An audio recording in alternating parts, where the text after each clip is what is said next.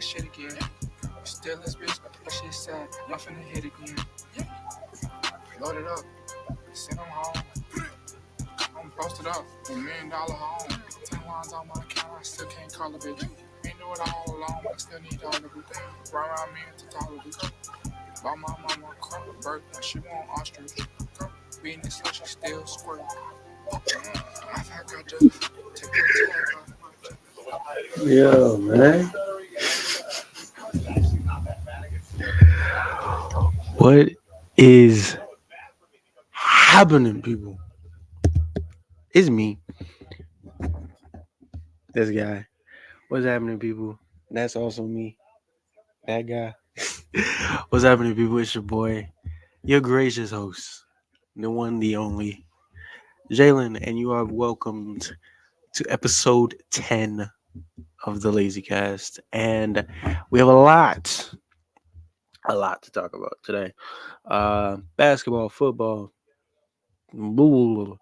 Actually, also got some MMA news too. I wanted to let me add some MMA news on here real quick. Um, but yeah, we got a lot of shit to talk about, man. Um, some great news in terms of some fights happening. 3 championship fights have been announced for next year. For UFC 297, 298, and 299. Still waiting on to see what UFC 300 is going to be. Get my predictions on what I think those will be.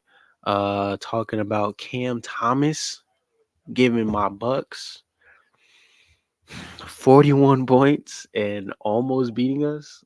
And how that man is probably going to average like 25 points per game this year. If he stays healthy, that man might average 25. I'm not joking.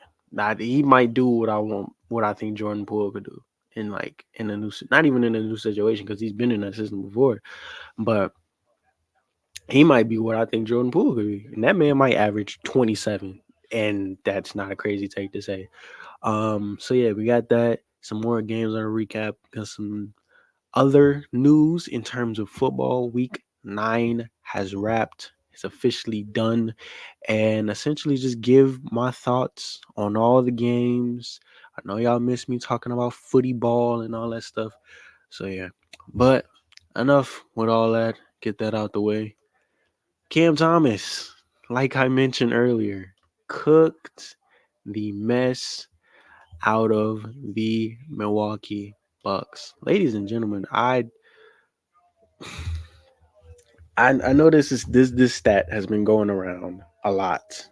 And if you don't know what stat I'm talking about, including involving the Milwaukee Bucks, involving Damian Lillard, um, the Milwaukee Bucks currently have the worst defensive rating in all of the NBA. Let that sink in. The Milwaukee Bucks has the worst defensive rating in all of the entire NBA. Out of all 30 teams, they're dead last.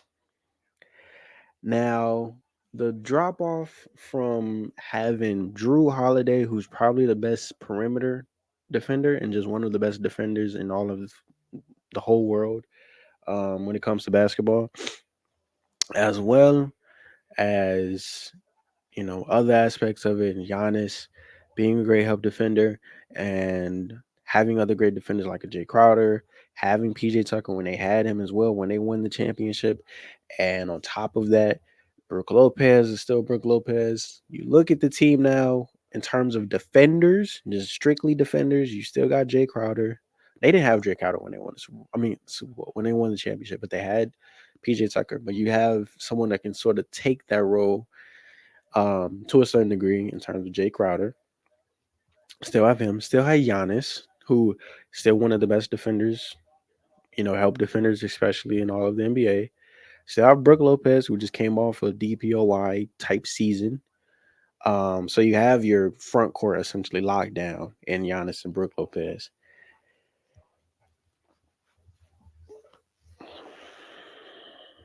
And that's really that's really it. Like that's really it. I'm like thinking about the roster, looking at the roster. seeing them play is like they don't really have defenders or like a solid 3 and D type of dude. Malik Beasley can defend here and there. Chris Middleton used to be a good defender, but injuries have slowed him down. Dame is known for bad defense, and it's showing. Like I just mentioned, Cam Thomas gave him 41. And then prior to that game when they lost in Toronto, Dennis Schroeder dropped like 25 on us, led and beat us by like 20s plus. It felt like it's showing. It's obvious. And this isn't something that's taking me by surprise. This isn't something that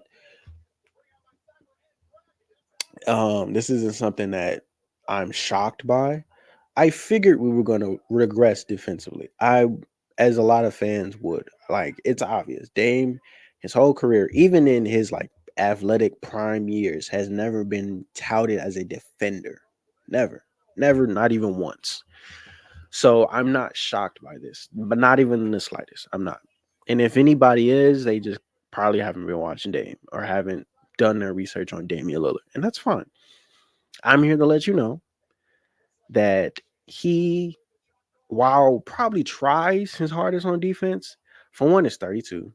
So he's getting up there in age. He's not to the age of like a Curry or KD or LeBron even, but he's still getting up there in age.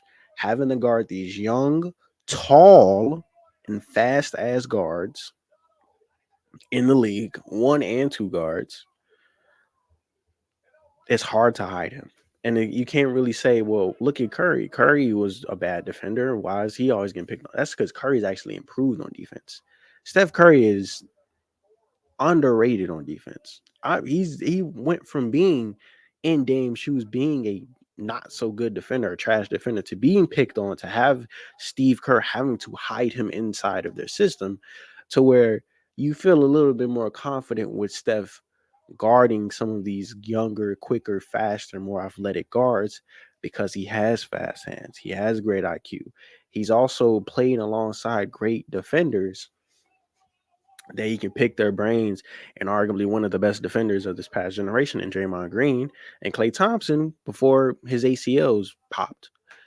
So that's the thing right there. Is it necessarily is not really. I'm not gonna sit here and say that Dame should get a pass for having bad defense. I'm not gonna sit here and say that because he really doesn't. He shouldn't get a pass because you gotta something, anything on defense, anything, something. Um, but it's obvious that it's gonna be an issue going forward. Granted, it is only week 2 in the season, probably like second or third week in the season. It's obvious. It is very, very obvious that it is going to be a problem.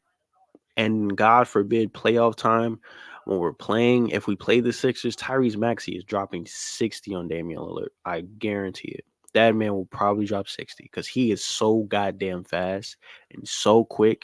And his outside shot has improved so much to the point where it's going to be like Dame's feet look like they're going to be in cement trying to guard that man. God forbid we play the Hawks and he's got to guard Trae Young. God forbid we play the Heat and he's got to guard Tyler Hero again and play the Heat in the first round. He's got to guard them, and they great guards that they have in Jimmy and Tyler Hero and shit like that. God forbid we make it to the fucking Eastern Conference Finals and we play Boston, and he's gonna have to guard a Jaylen Brown. He's gonna have to guard Drew Holiday. He's gonna have to guard these other taller defenders and taller players. And if we somehow make it to the finals and we match up with the Lakers, we match up with the Nuggets, we match up with any of these other great teams that have fantastic guards or fantastic ones and twos, it's gonna be hell for Damian Lillard. It's gonna be hell. It's gonna be very, very, very hard for him. I'm just telling you that right now. I'm just telling you that right now. So it is apparent that we need to go get a defender. Not just one, probably a couple. We need to go get somebody. Now, off the top of my head, and I just realized that my TV is 1 second. I just realized that my TV is still on. So if y'all heard that in the background this whole time, I forgot to mute it. 1 second.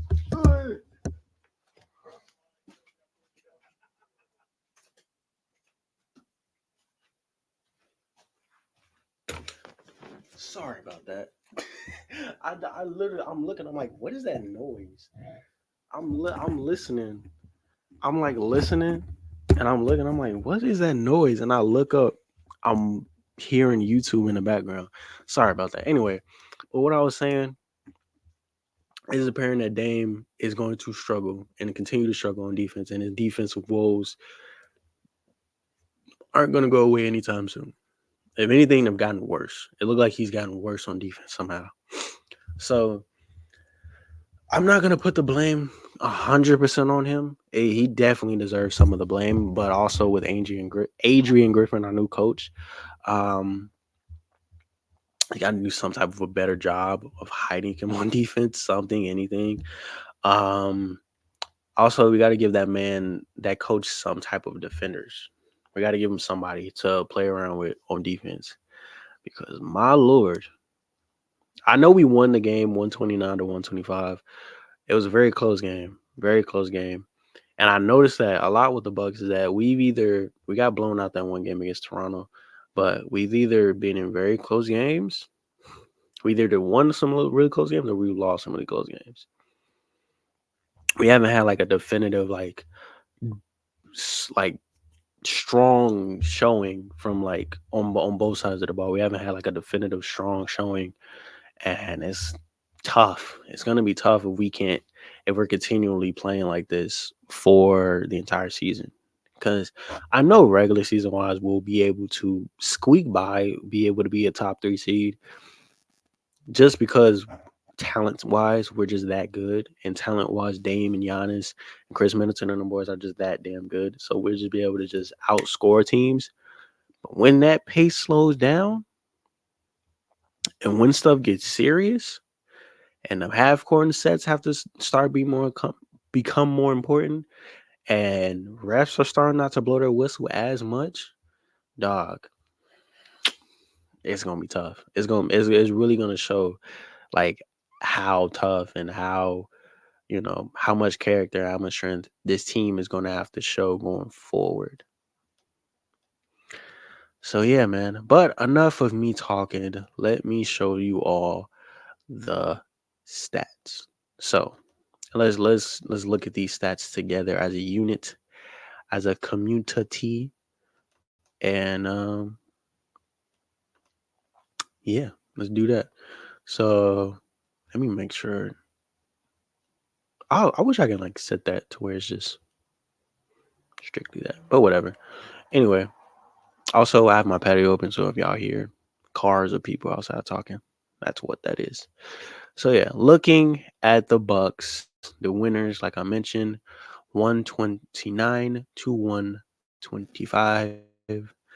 Giannis led the Bucks in scoring with 36 points, 12 rebounds, 3 assists, a steal, and 2 blocks, as well as a plus minus of 15. This this is something. I watched a little bit of this game, and I watched the rest of the highlights. I wasn't able to catch the entire game, but I watched a little bit of this game. I love Giannis when he takes threes. I love it. I'm not against Giannis shooting threes. I like it a lot. I really do. I promise I do. But when you're going 1 of 7 from three, and on top of that, this man right here, who's supposed to space out the floor, is also going 2 of 8. Malik Beasley, who's supposed to be another shooter for us, is going 1 of 5. Brooke Lopez doesn't hit a three. Chris Middleton is only 1 of 4. At some point, you gotta stop shooting the damn three. Just at some point. Just at some point. And I understand you can't get better if you don't take them. I understand that whole narrative. But 1 of 7 from the three, Giannis, I don't know, brother. Just stop shooting them after. Stop shooting them after a certain point, please. But anyway, free throw percentage is what really matters. 5 of 6 from the free throw line. Thank you. 15 of 27 from the field, shooting 55%. Like I mentioned, Brook Lopez only finished the game with 4 points. Kind of struggled out there. Didn't really produce much on the offensive side of the ball or even defensive side of the ball. Finished with no steals and no blocks, but had 7 rebounds. Malik Beasley, who I want to see a lot from this season, hasn't really showed me much at all. Only finished the game with 3 points. Chris Middleton showed up and had a decent game. Shot 60% from the field, 4 assists, 3 rebounds, 15 points plus minus of 9. And Dame Lillard, the man of the hour, who I was talking about prior to this game. This was all around a very good team oriented game. Jay Crowder had 15 off the bench. Bobby Portis had 11. Pat had 10. Cameron Payne had 11 as well. So it's a good team oriented game that you need to have when your second best player is struggling to shoot the ball. So I love to see that. Love to see that from the others, as Shaq would like to call them. Produce on the bench. But yeah, shot 5 of 15 from the field. Shot 33%, 2 of 8 from three. Shot 90% from the free throw line. Had 6 rebounds, 7 assists, 1 steal. Had a plus minus of -14. Looking at this roster, like I mentioned, only real true defenders that we have is this guy, and this guy. Other than that, Bobby Portis ain't no defender. Pat Connaughton is no defender. Cameron Payne is no defender. Champ is a rookie, so I can't really ask him too much on defense. And even still, he's not that good, crazy of a defender. His kid's athletic, but that's really it. Middleton, age, and also injuries. And then these guys don't even play. So looking at this whole roster and only like solid defenders that I have faith in on the defensive side of the ball, you only have 3 people, and one of them is just a pure shot blocker. The other one is best known for help defense. And this guy, you want to put on your best defender? I mean, the other team's best player. Other than that, everyone else is getting cooked. We've got to do something going forward. We've got to do something going forward. We've got to. We got to go pick up we got to pick up some defense. We got to do something. But I normally do the losers first. He had 45. I'm sorry. I said he had 41. This man had 45 points. I'm so sorry. But yeah, looking at this team, I normally do the losers first, then the winners. But I had to talk about this man. This man, the man of the hour, Cameron Thomas, 40 minutes played, shot 51% from the field, 6 of 16 from 3, 5 of 6 from the free throw line, 4 rebounds, 3 assists, a steal, and had 45 points. 4-5. 4-5. And had a crazy, crazy dagger literally from basically half court. And yeah. He was cooking the fuck out of us. Like, there is no nice way of saying it. There is no, oh, but we tried and gave 100% effort. No, we were getting cooked. If not for Giannis dropping 36 and also playing good defense and hitting his free throws, we lose this game probably by 20. If not for Giannis. And not for our people on the bench also stepping up and having good games. Honestly. Because man, oh man, this was whew, he was cooking us. He was cooking us. Like, that is the nicest way I can say it. And there was a whole, I want to say like campaign, but there was like a whole like thing for Cam before when the season started. He was coming off the bench in that Cavs game, was cooking the Cavs, but was coming off the bench. Another game, cooking, coming off the bench. People were saying like, "Yo, just start him, please. He's gonna do good, we promise." And you see what happens when you start him. He's cooking one of the best teams in all of the NBA, damn near dropping 50. And he's not the greatest defender in the world. I think that was another reason why the Nets coach was hesitant to start him, just for the simple fact that Cam isn't the greatest defender, but you have defenders that you can surround him with in a Mikal Bridges, in a Dorian Finney-Smith, in a Ben Simmons, in a Royce O'Neal, and Nick Claxton, who was hurt, but like I mentioned, another great defender that you can surround him with. Lonnie Walker off the bench, who also provided with 19 points. You have defenders that you can surround him with and essentially hide him with, that he doesn't get cooked and he doesn't get exposed and he doesn't get targeted on that side of the ball. So I'm glad that they're starting him. This man is what I thought Jordan Poole would be. I'm not saying Jordan Poole doesn't have time to go do what Cam Thomas is doing, because they both are essentially kind of in the same situation, except Cam team is playing for a playoff spot when the Wizards are probably going to be one of the worst teams in the NBA. So yeah, but when I say that they're essentially the same player, is that defensively they're not that great. Offensively, they can create their own shot, can score at all three levels inside the paint, mid range, and at the three. Both have solid handles, can both finish. What else do you really need from them to do? And they're both young as hell. So, and I think the biggest thing also is that they both have the green light. The green light being that, hey, you can go chalk up, you can go chuck up 33 shots. Jordan Poole, you can go chuck up 35 shots. And there's not gonna be any repercussions. You can go chuck up as many shots as you want. It doesn't matter, because we know if you get hot and if you essentially get going, it's gonna be hard for you to stop. It's gonna be hard for that other team to stop. And on top of that, we have, being the Nets, a Mikal Bridges who also gave us 31 points. We have a Spencer Dinwiddie who can also get hot.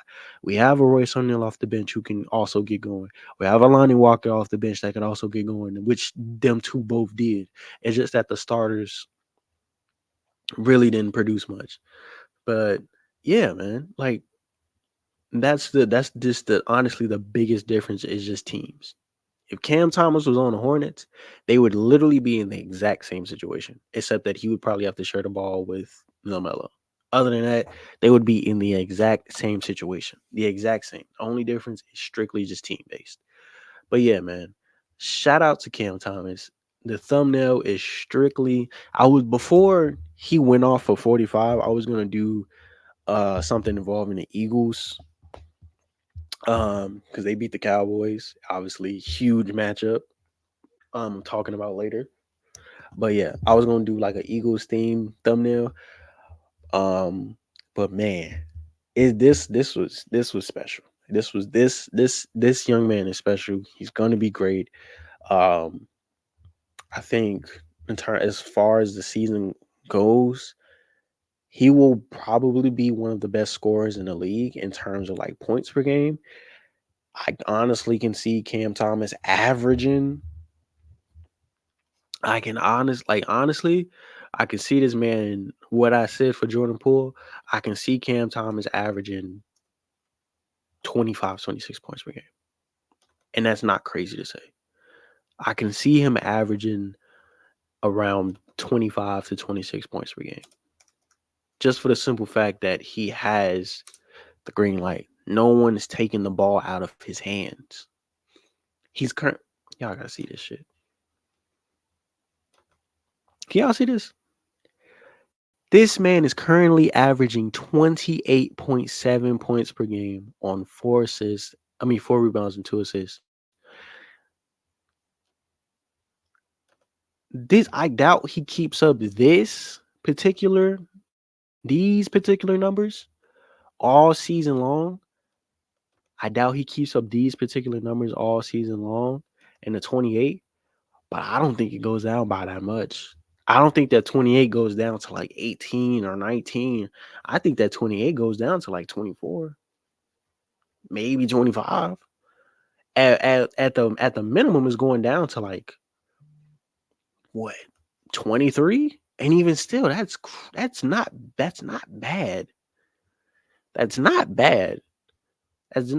that bad. On shooting splits of 48.3% from the field and 33 from the three, that's not bad. It's not that bad, man. It isn't. It isn't that bad. And as a Nets team building for the future, Building when you have young pieces around you, like a Cam Thomas, like a Mikal Bridges, like a Ben Simmons, you have young pieces for the future. Excuse me, hey man, that Nets team, get them a superstar, like a true superstar. This team is gonna be different, man. That's all I'm gonna say. This team is going to be very, very, very different and a very good team. Very good team. I want to see if it shows like the. You don't see Cam Thomas reacting often. This is about as I much as want you're to see if going to it get. can show the 30 three. feet. Look at how deep this three was. Get it in. Thomas, Look shot at clock that. down to 1. Thomas, that's a bomb.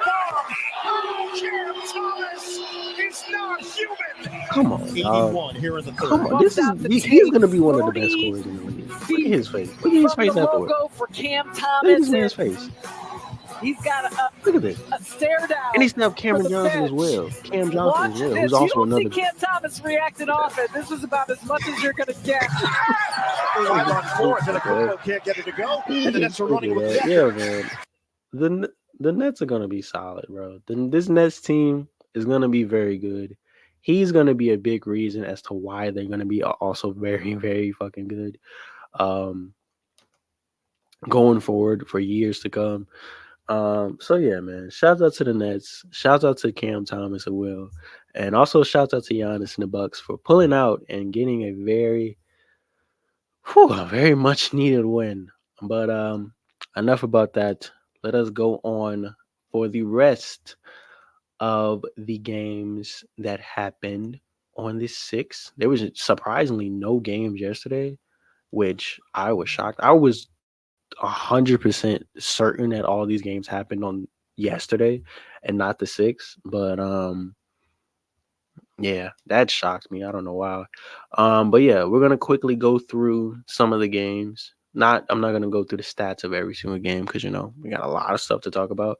So I'm gonna just quickly just give you the bare minimum. The 76ers demolished the Wizards by essentially 20 with Joel Embiid putting up 48 points through 3 quarters, along with 11 rebounds and 6 assists. Kyle Kuzma finished the game also with 28. Luka and the Mavericks finish off finish off the Magic. The 4-3 Magic. Mavericks finish the. Why do I keep saying finish? Move on to be 6-1. I don't know why I kept saying finish. I don't know why. I kept saying finish like they're in the playoff series or some shit. But yeah, they're 6-1. Magic team is also still special. I still like this Magic team a lot. Luka, 29.6 assists. Paolo had 22, 5, and 6. Jesus. Am I looking at this right? 152? Goodness. 152 to 111. Damn. Tyrese had 23 and 8. Vic had 13 and 10. Golly, that's holy shit. The 6-2 Warriors beat the 2-6 Pistons. 120 to 109. Steph finished the game with 34, 2-4. We really need to talk about Steph. And how he's still really, really good at this basketball shit. I know we talk about LeBron James a lot and his longevity, rightfully so. Year 21, I get it, blah, blah, blah, blah, blah. But man, Steph Curry is still one of the best players in all of the league. And as great as Luka Doncic is, I honestly still would say that this man is still the best point guard in the league. I think it's safe to say that Steph Curry is still the best point guard in the league. As we're looking at these stats, on the season, averaging 31 points, averaging 5 rebounds, putting up 4 assists on 73% true shooting percentage. And with Steph, these numbers could not go down. He could legit average these for the rest of the season. And I don't think anybody would be shocked. With shooting splits for the last 5 games of 54% from the field and essentially 50% from the three. And if you want to just go to the regular season, he's putting up 53% from the field and 48-ish% from the 3-point line. This man is different. This Steph Curry guy is very different. That Curry fellow is different, man. Oh, y'all didn't even see none of that. I had to. Y'all didn't see none of that. But yeah, this man is very good at basketball. Like I mentioned, looking at his stats really quick, just to show y'all, I wasn't making these numbers up. Yeah, this is for the last 5 games. He's averaging 31 points, and his shooting splits for the season, on top of putting up essentially 31 points as well, shooting splits, he's in the 50-40-90 club. He's damn near finna start his own club being 50-50-90. Yeah, that man's stuff is ridiculous. And right now with the Warriors being 6-2, a lot of people, including myself, did not think that they would be up there, essentially tied with the Mavericks for the number 1 seed in the West. I thought the Warriors would be around that 6-5-ish mark seeding. I thought they would essentially kind of have the same record as the Pacers. I thought they would be, you know, it would be good but not great. They are a very good team, very very good, very good, and it's going to be to a point where we have got, and I'm talking to myself here and all of the media. I know this is very early, very very early in the season. Season really doesn't start to heat up for real until like December going into January, because that's when like the All-Star break is about to start, and that's when we really see what teams, can be. But even still, you kind of get a glimpse of like what teams are very good and what teams are kind of already on the down spiral. And this Warriors team, just looking at them, is a very solid team, dude. This fucking Jimmy picture. This Jimmy picture is gonna kill me. But yeah, shout out to the Warriors, man. James Harden had his debut with the Clippers in a loss in Madison Square Garden, in the same place where he put up his 60-point triple double. Quick fun fact for y'all. Y'all didn't know how good James Harden used to be. But yeah, watch some of this game again. I watched a good chunk of these games, the games that I was interested in, and I ended up watching the highlights for the rest. Harden was Harden, had his usual moments. But I think as a whole, the team just struggled. It was nothing too crazy. Julius Randle heard everyone calling him a basketball terrorist and how bad he's been, which rightfully so. He's been very, very bad, but had himself a game with 27 and 10, giving the Knicks a much needed win over a really good Clippers team. So, yeah, shout out to the Knicks. This game I'm talking about last. Moving on. The Thunder beat the Hawks 126-117. Hawks team has also been sneakily very good as well. Shea finished with 38 and 6. And DeJounte finished with 29, 4 and 6 as well. I'm gonna say Raptors. The Timberwolves, the 4-2 Timberwolves, defeat the used to be undefeated Celtics, now no longer. 5-1, 114 and 109, going all the way into overtime. I'm gonna talk about this game as well. I just wanted to quickly get that out the way, but yeah, I'm gonna talk about this game along with the Lakers and them and all that stuff. Man, goodness, what is happening? What has happened to the Kings? Sabonis and the Kings, I think they're without Fox right now. I think that's why. But Sabonis and the Kings lose to the Raptors, 122-97. Sangoon has 17, 8, and 12, and Sabonis didn't even hit double figures. Oh man. The Bulls beat the Utah Jazz 130-113.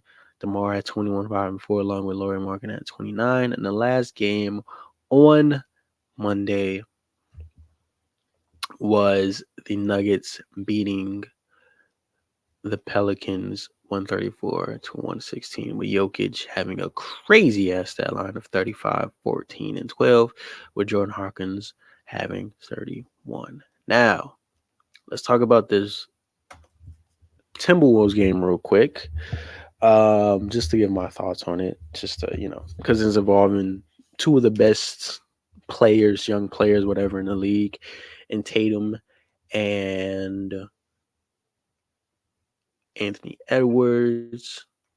Ant had a not clip, but essentially a kind of a quote, not quote, but he's something he said, and then at the end of the press conference, essentially saying that, look, Tatum tried to ice on me, which he did, got locked up, and tried to drive, got locked up, and which him resulting in a jump ball situation, and Ant in the jump ball wins it, goes down the court, finds Mike Conley for three, had multiple possessions late in the game where he's isoing one on one, making moves, spin moves, run one leg floater off run, um, hezzy pulls, essentially cooking one of the best, if not the best, defensive team in all of the NBA in the Boston Celtics. He essentially just did anything he wanted to, any and everything. And essentially afterwards was like, yeah, Tatum was talking that talk beforehand, but like, look, just because I got 5 fouls is very uncharacteristic of me if I have 5 fouls. But like, look, I play defense now. I play defense. Don't get it twisted. I'm not one of these other superstars that's just gonna sit back and let one. No, you gonna call me out? Bet. I guarantee you won't score. And guess what? Tatum didn't score. Tatum did not score. But looking at the Celtics real quick, let's go through the stats. Jason Tatum, like I mentioned, had 32 points, 6 turnovers on the day, had 5 steals, 2 assists, 5 rebounds. This is another dude that also plays defense to Jason Tatum. Shout out Jason Tatum, man. He's really like owning that, like, yo, this is my team, best player, number one option, scoring option, blah, blah, blah, all that stuff. Shout out Tatum. Outside the 6 turnovers. But yeah, still need to see that go up a little bit more. Shot 2 of 8 from the 3 and also shot 12 of 22 from the field. Al Horford didn't do much that game. Kristaps had a pretty okay game. Shot terribly from the field, but made up for it with 5 rebounds, 1 assist, 1 steal, and 1 block. But also was in foul trouble, along with Jaylen Brown, who was also in foul trouble with 5 fouls. Finished the game with 26 points, 4 assists, 7 rebounds, a steal. Shot okay from the 3 and had shot 10 of 21, shooting 48-ish% from the field. Now, this is where the trade comes into effect, essentially, because Jrue Holiday will go and play amazing defense. Jrue Holiday will give you 6, 7-ish assists, will give you 11 assists, give you 11 rebounds, crash the boards, get a steal, play great defense. But on top of that, he's gonna disappear on that offensive side of the ball. Going 0 of 4 from 3, 4 of 16 from the field, plus minus of negative 19. Finished the game with 12 points, but majority of that came from the free throw line. So both teams did win this trade essentially, but it's glaring, is obvious that both sides are having glaring like weaknesses. Jrue Holiday offensively, not nearly the guy he was back in 2021. Damian Lillard offensively, amazing. Defensively, not good. Like, not good. Same thing with Jrue Holiday. Offensively, not good. Defensively, A-okay. So, it's simply just, you got to pray and hope this man hit a shot, because he's got that point. He's also kind of got that third option role, fourth option, to where he's going to be chucking up shots. And a lot of those shots, a lot of games, Jrue Holiday is going to finish with this type of a stat line. He's going to be playing great defense and do everything else for you, but he's going to be finishing with this type of a stat line where he offensively, he's not going to give you anything. He's not going to give you shit. So, just want to put that out there. But looking at the man of the hour, the real guy, Mr. Ant Edwards, like I mentioned, had 5 fouls, but finished the game with 38 points. His 1 steal was the biggest steal, clutch steal,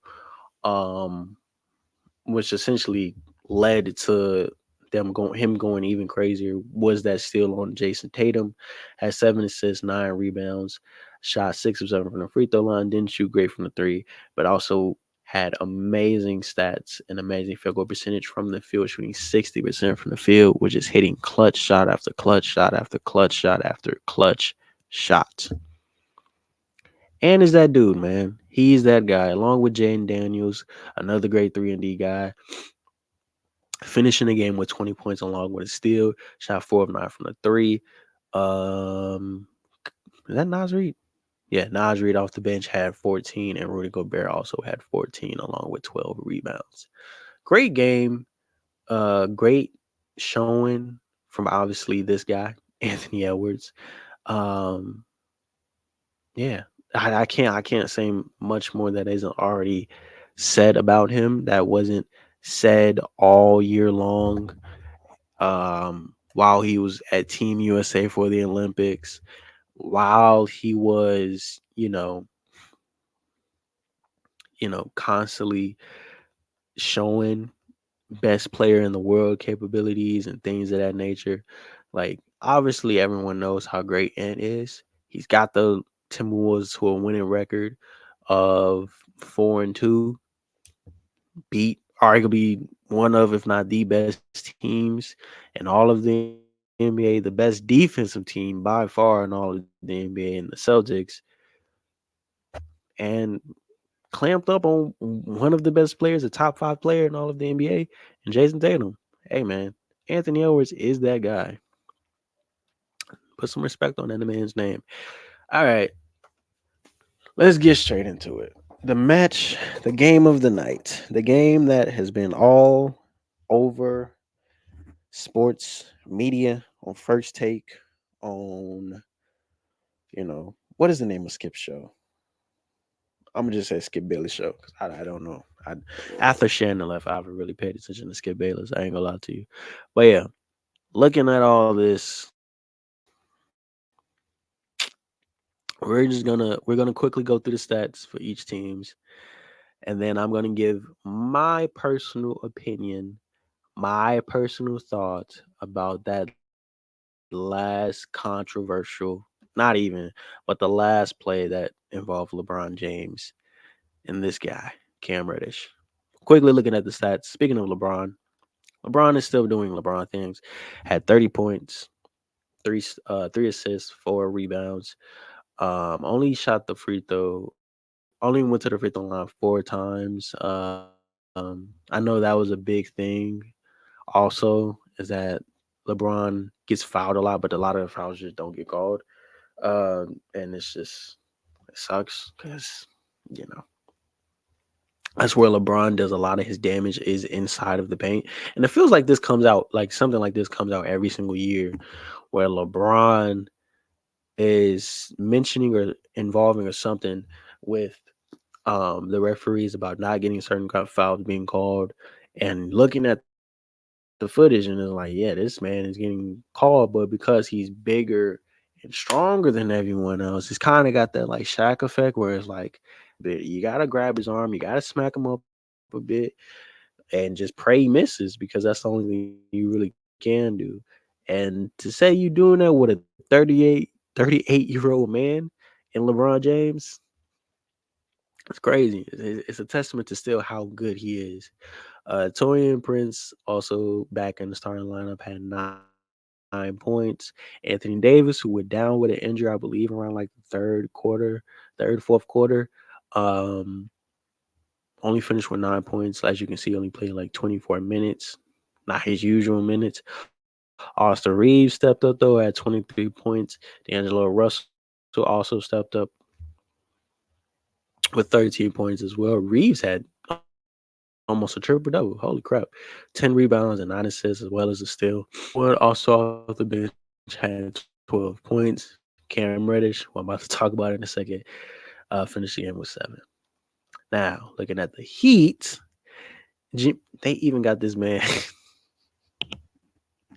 They even got this man on his thing. Let me show y'all real quick. They got this man Jimmy with the fucking. That's so stupid. I hate this man Jimmy, bro. Why does he have? Why is? Why is this his thing, bro? They can't make him like not retake it, but they couldn't like just use one from last year. This fucking picture. That picture's gonna make me laugh every fucking time. Especially when they talk about like all-stars and shit. And his name, his face and picture gets brought up, they're gonna have to use this picture of Jimmy Butler. That's so stupid. I love it so much though. It's so funny. Anyway, Jimmy Butler led all Heat scores with 28 points. Showed up big this game. Had 2 steals, 6 assists, 4 rebounds. Shot really well from the field. 40% from the field. From the field. Shot 3 or 4 from the 3. Hayward Highsmith, starter ish, coming off the bench. Finished the game with 5. Bam had 22 and 19 rebounds and 10 assists. Ugh. This man almost had a 20 and 20 game. What, a triple double? Damn, man. Damn. And also 20 shots. Yo, what's up with this man Bam? He liked the number 20 so much. Tyler Hero had finished the game with 20 and 5. Kyle Lowry didn't do much. Duncan Robinson off the bench as well had 12 points. Now, let's talk about this last play. Let's talk about the last play. All right. So, the score of the game, the final score of the game was 107 to 108. Miami Heat won. Mind you, LeBron is without Anthony Davis, so they don't have him. He's hurt. So, essentially, they're starting Christian Wood at the center position. Just keep that in mind. Christian Wood, 6'10", 6'11" guy. Just keep that in mind. With about 10-ish seconds counting on the clock, LeBron has the ball on the right wing, dribbling, Jimmy Butler in front of him, one of the best defenders. Even though he's getting up in age, still one of the best defenders in all of the NBA, Jimmy is. Got Bam behind him, so even if he gets beat, he got one of the best big men in terms of shot blocking and defending, and Bam right behind him. So really 2 very good defenders, essentially about to jump on LeBron. So LeBron crosses left, crosses right, sizing up Jimmy. Notice he's seeing the time click down. 10, 9, 8, 7. He wants to wait to where he has enough time to make a move, whether he's going to pass it, lay it up, whatever it may be. So what does Bron do? Crosses right. Gets past Jimmy. Has Jimmy on his hip, though. He's still with him a little bit. Bam comes up. Leaves Christian Wood in the paint. Bam comes up to comes up to Bron and Jimmy. Jumps up in the air. He has both Jimmy and Bron in the air. He has Jimmy and Bam in the air with him. Contorts his body. Swings the ball to Cam Reddish. A wide open Cam Reddish. In the corner. The highest percentage 3-point shot that you can take in the NBA. Cam sets his feet. Dong. Clanks it off the rim. Misses. The game's over. The Heat win. Lakers lose. And that's it. And all the talk has been LeBron made the wrong move. LeBron should have took the shot. LeBron is scared of the big moment. LeBron this, LeBron that, blah, blah, blah, blah, blah, blah, blah, blah, blah, blah, blah. Now, let me give you my 2 cents on this. Looking back at the play, back at the situation. For one, things first. I am not LeBron James. I know, shocker. I am not an NBA player. I know, big shocker. So I am never going to be in that situation. Never in my life. I play basketball for fun, not for money. I'm not getting paid billions and gajillions and trillions of dollars to go dribble the basketball. I don't. However, I being a 23-year-old man, I've been watching basketball for a very long time. I've studied the game a lot. And also, I just have enough common sense to feel I'm qualified enough. And also, just a fresh take on this. So I just wanted to throw that out there before people be like, "Who the fuck is this guy? He's never even stepped on the NBA court. He's not a high level basketball player. He's not a D3, D8 college basketball player. He's not an overseas pro. Shut up. You shut up. I'm gonna do what I want to do. Just wanted to get that out there first.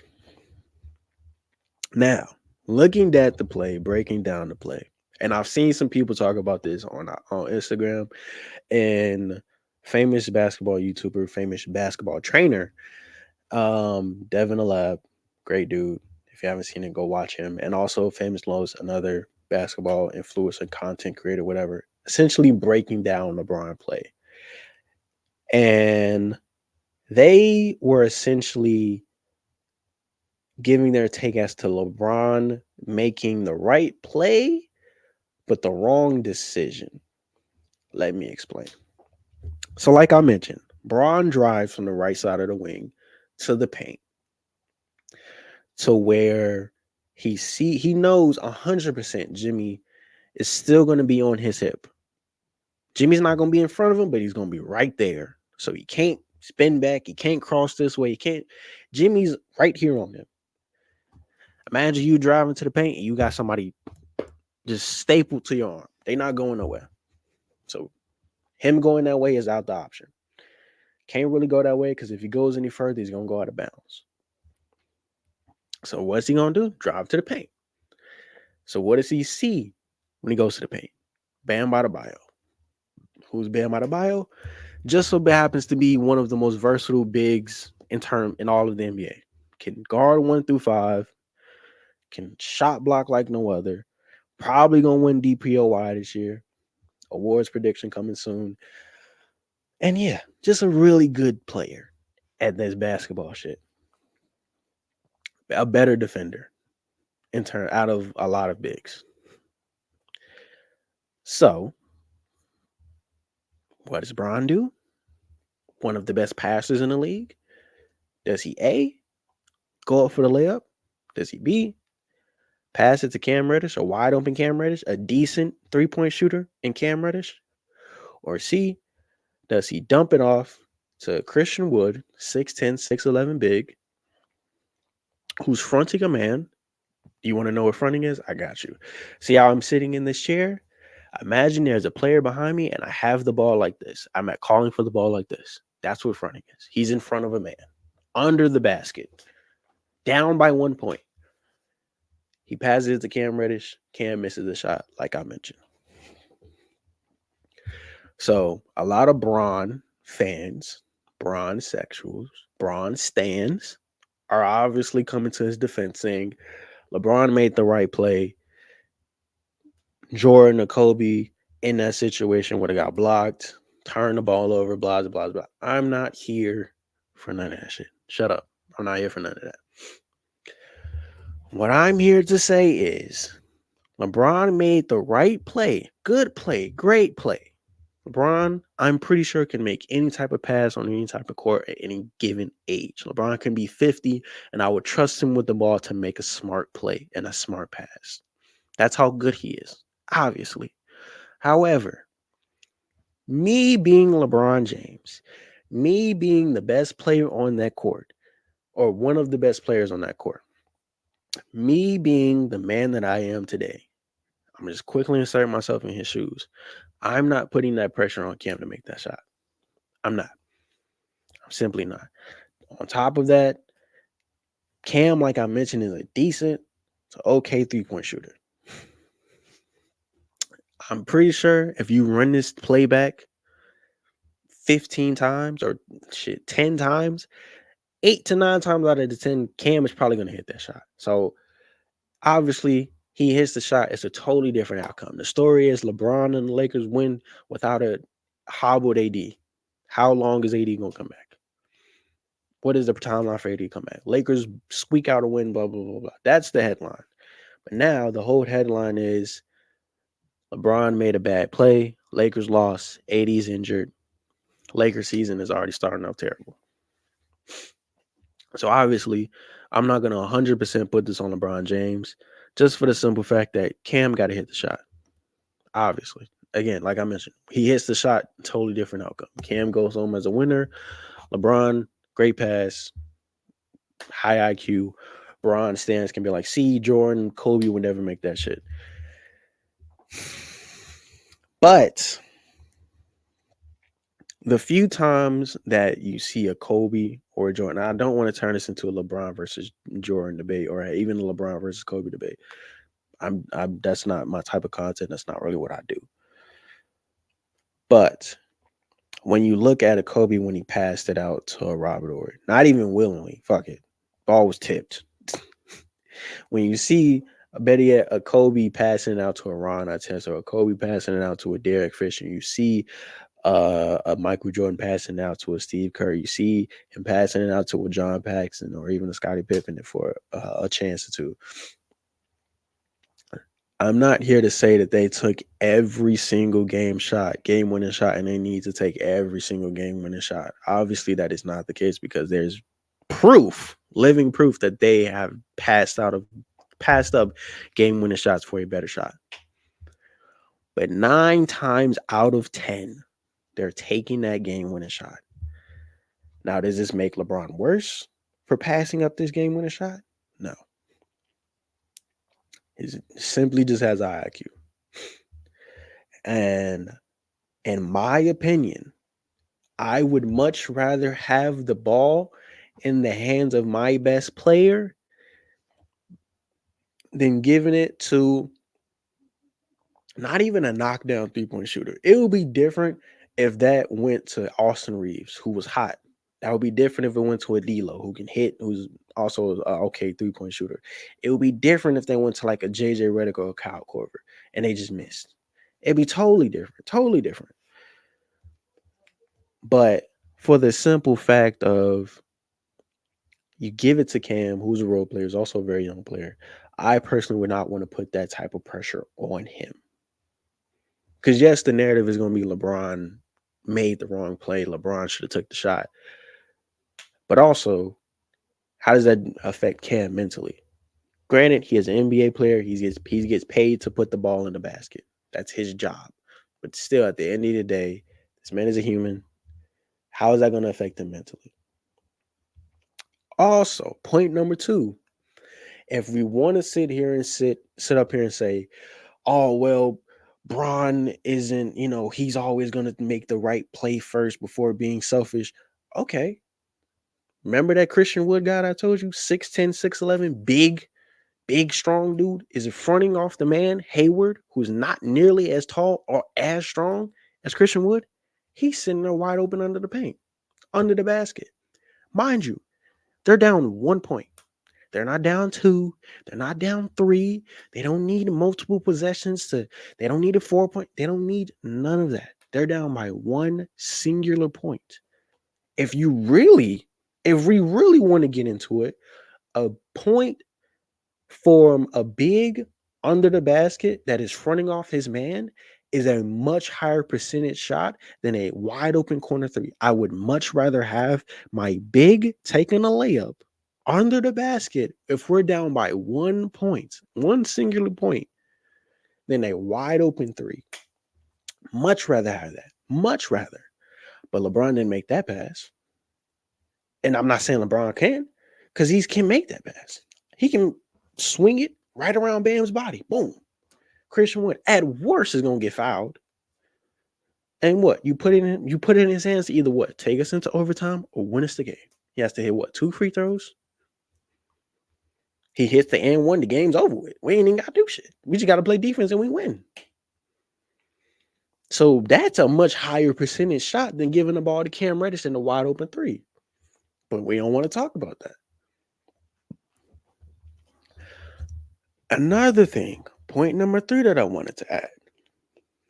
This isn't the thing I think people get confused with when they say LeBron should take that shot is that LeBron, and I'm not even going to bring up Miami or Cleveland because obviously Bron in that situation, he's probably dunking on Bam, if we're being honest. As great as Bam is defensively, he's probably rising up and dunking on that nigga Bam, and we're not even talking about this. That shit is probably on Sports Center top 50 of nothing but just LeBron dunks, and that's going to be one of them.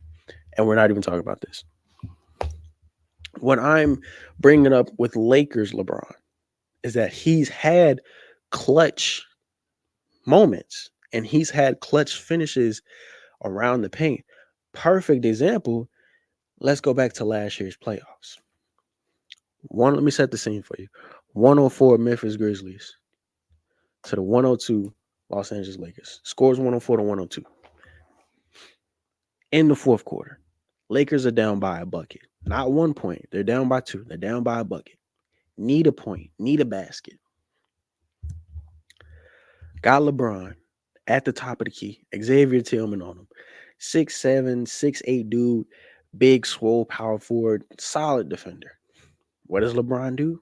Same thing with the Jimmy situation. Drives right past him.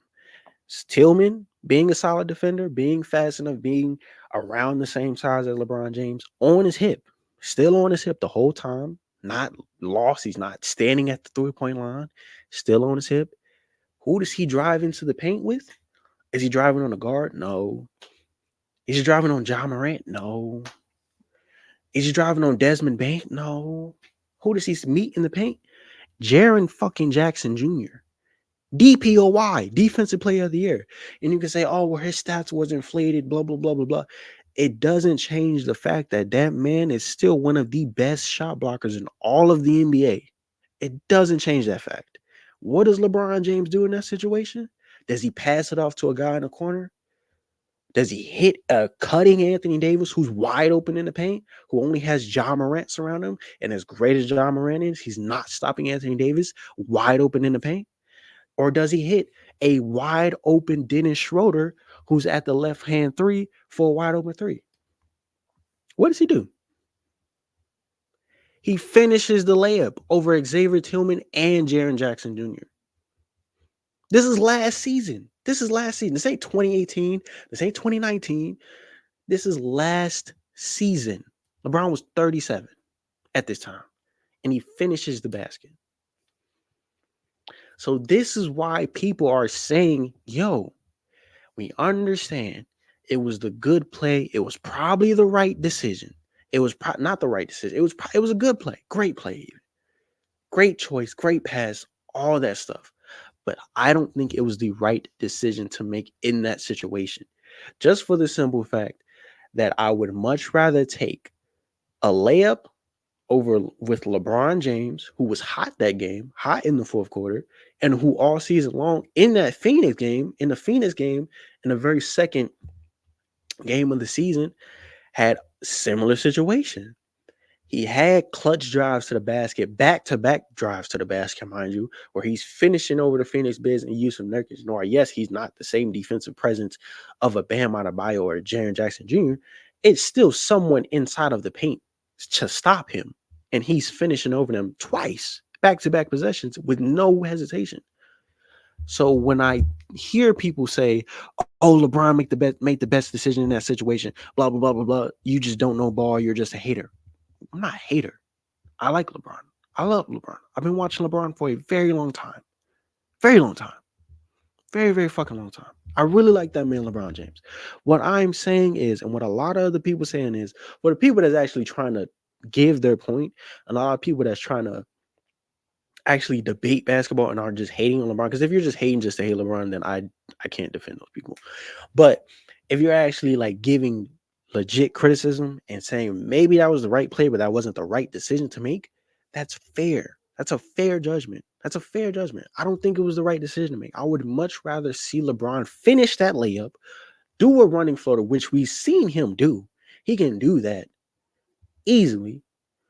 Or if you generally want to see him make the right play, make a right pass, LeBron can make any type of pass on any type of court at any type of age. I've said this before.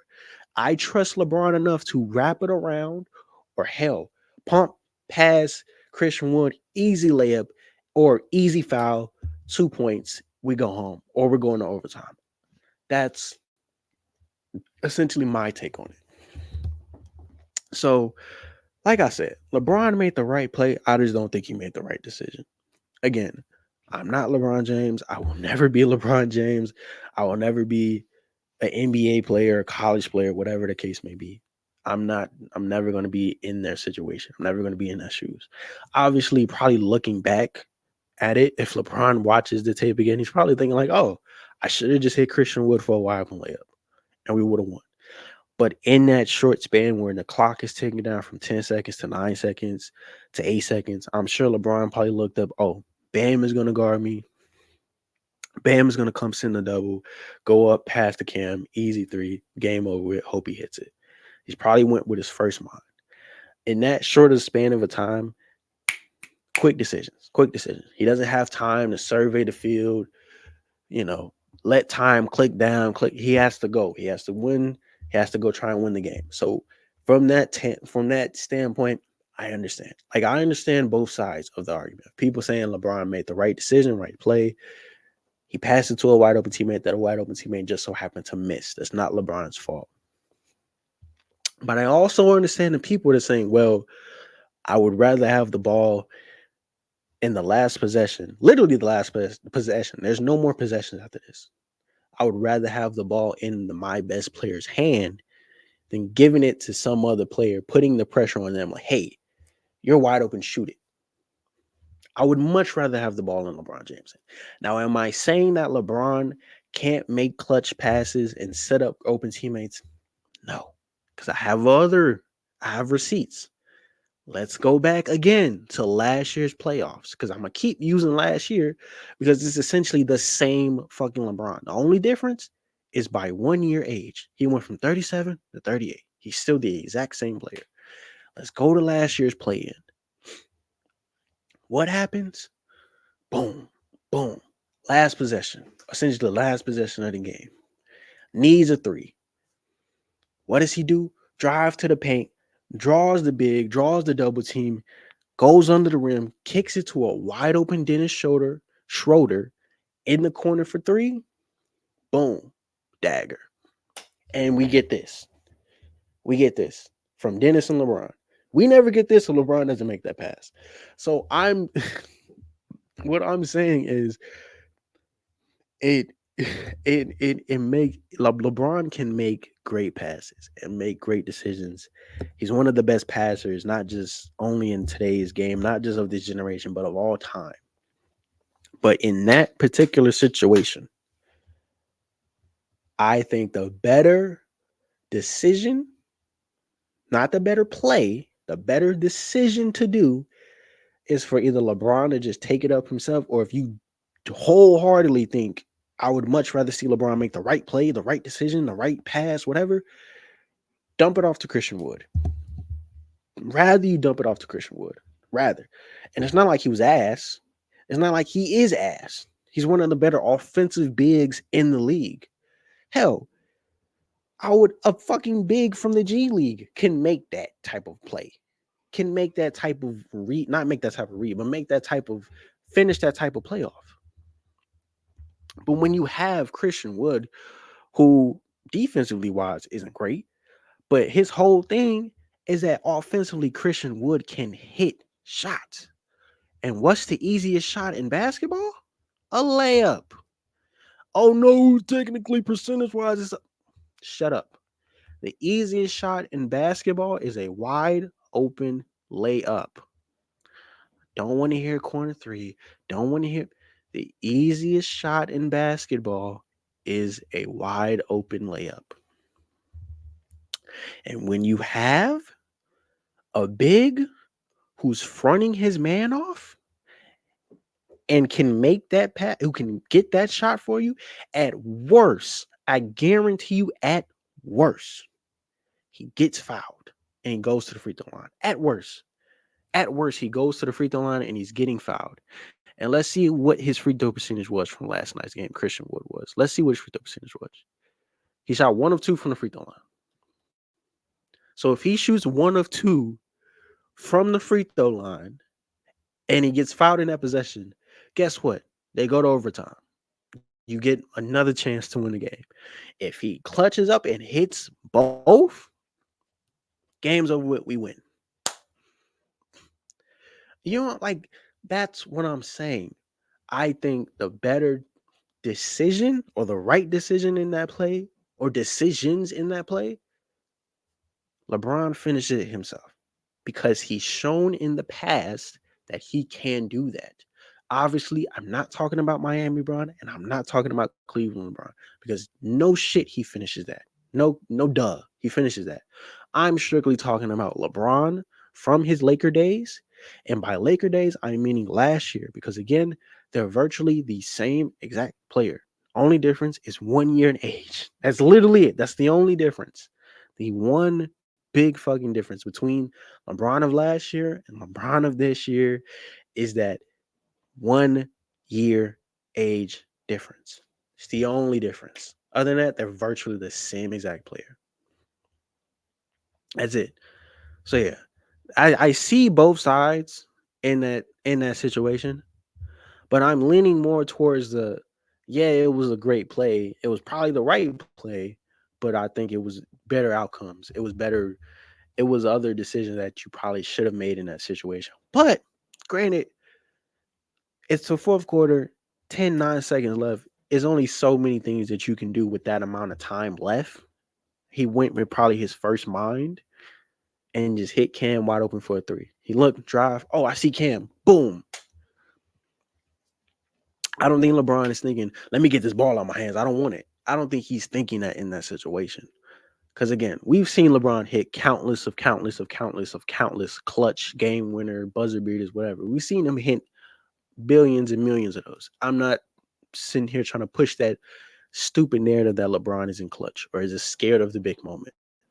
I'm not saying that at all. What I'm saying is, in that situation, there were better decisions to make. That's all I'm gonna say.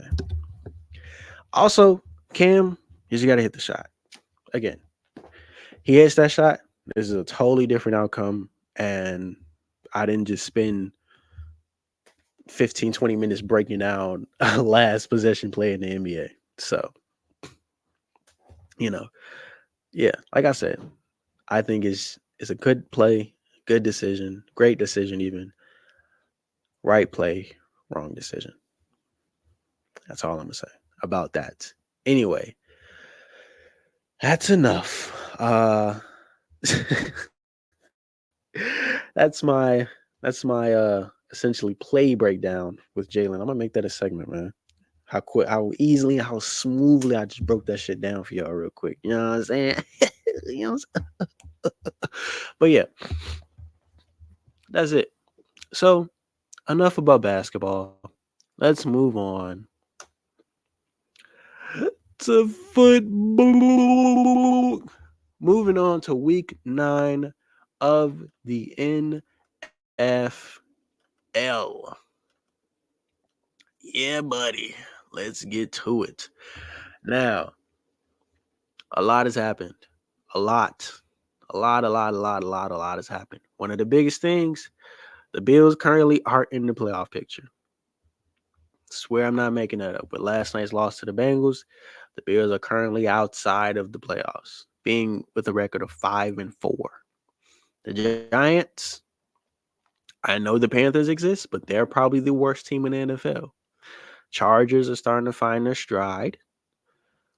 Colts are Colts. CJ Stroud is probably a top 10, not even probably, he is a top 10 quarterback. One of the best rookie QBs I've seen in a very long time. Josh Dobbs does amazing things. The Bears are still not great. The Seahawks have offensive problems while the Ravens are the best team in the NFL. The Browns defense is amazing. Dolphins can't beat winning teams. And the Steelers are somehow fucking 5-3 and also in the playoff picture. A lot happened in week 9. And also, my Eagles beat the Cowgirls. Fuck them niggas, man. Anyway,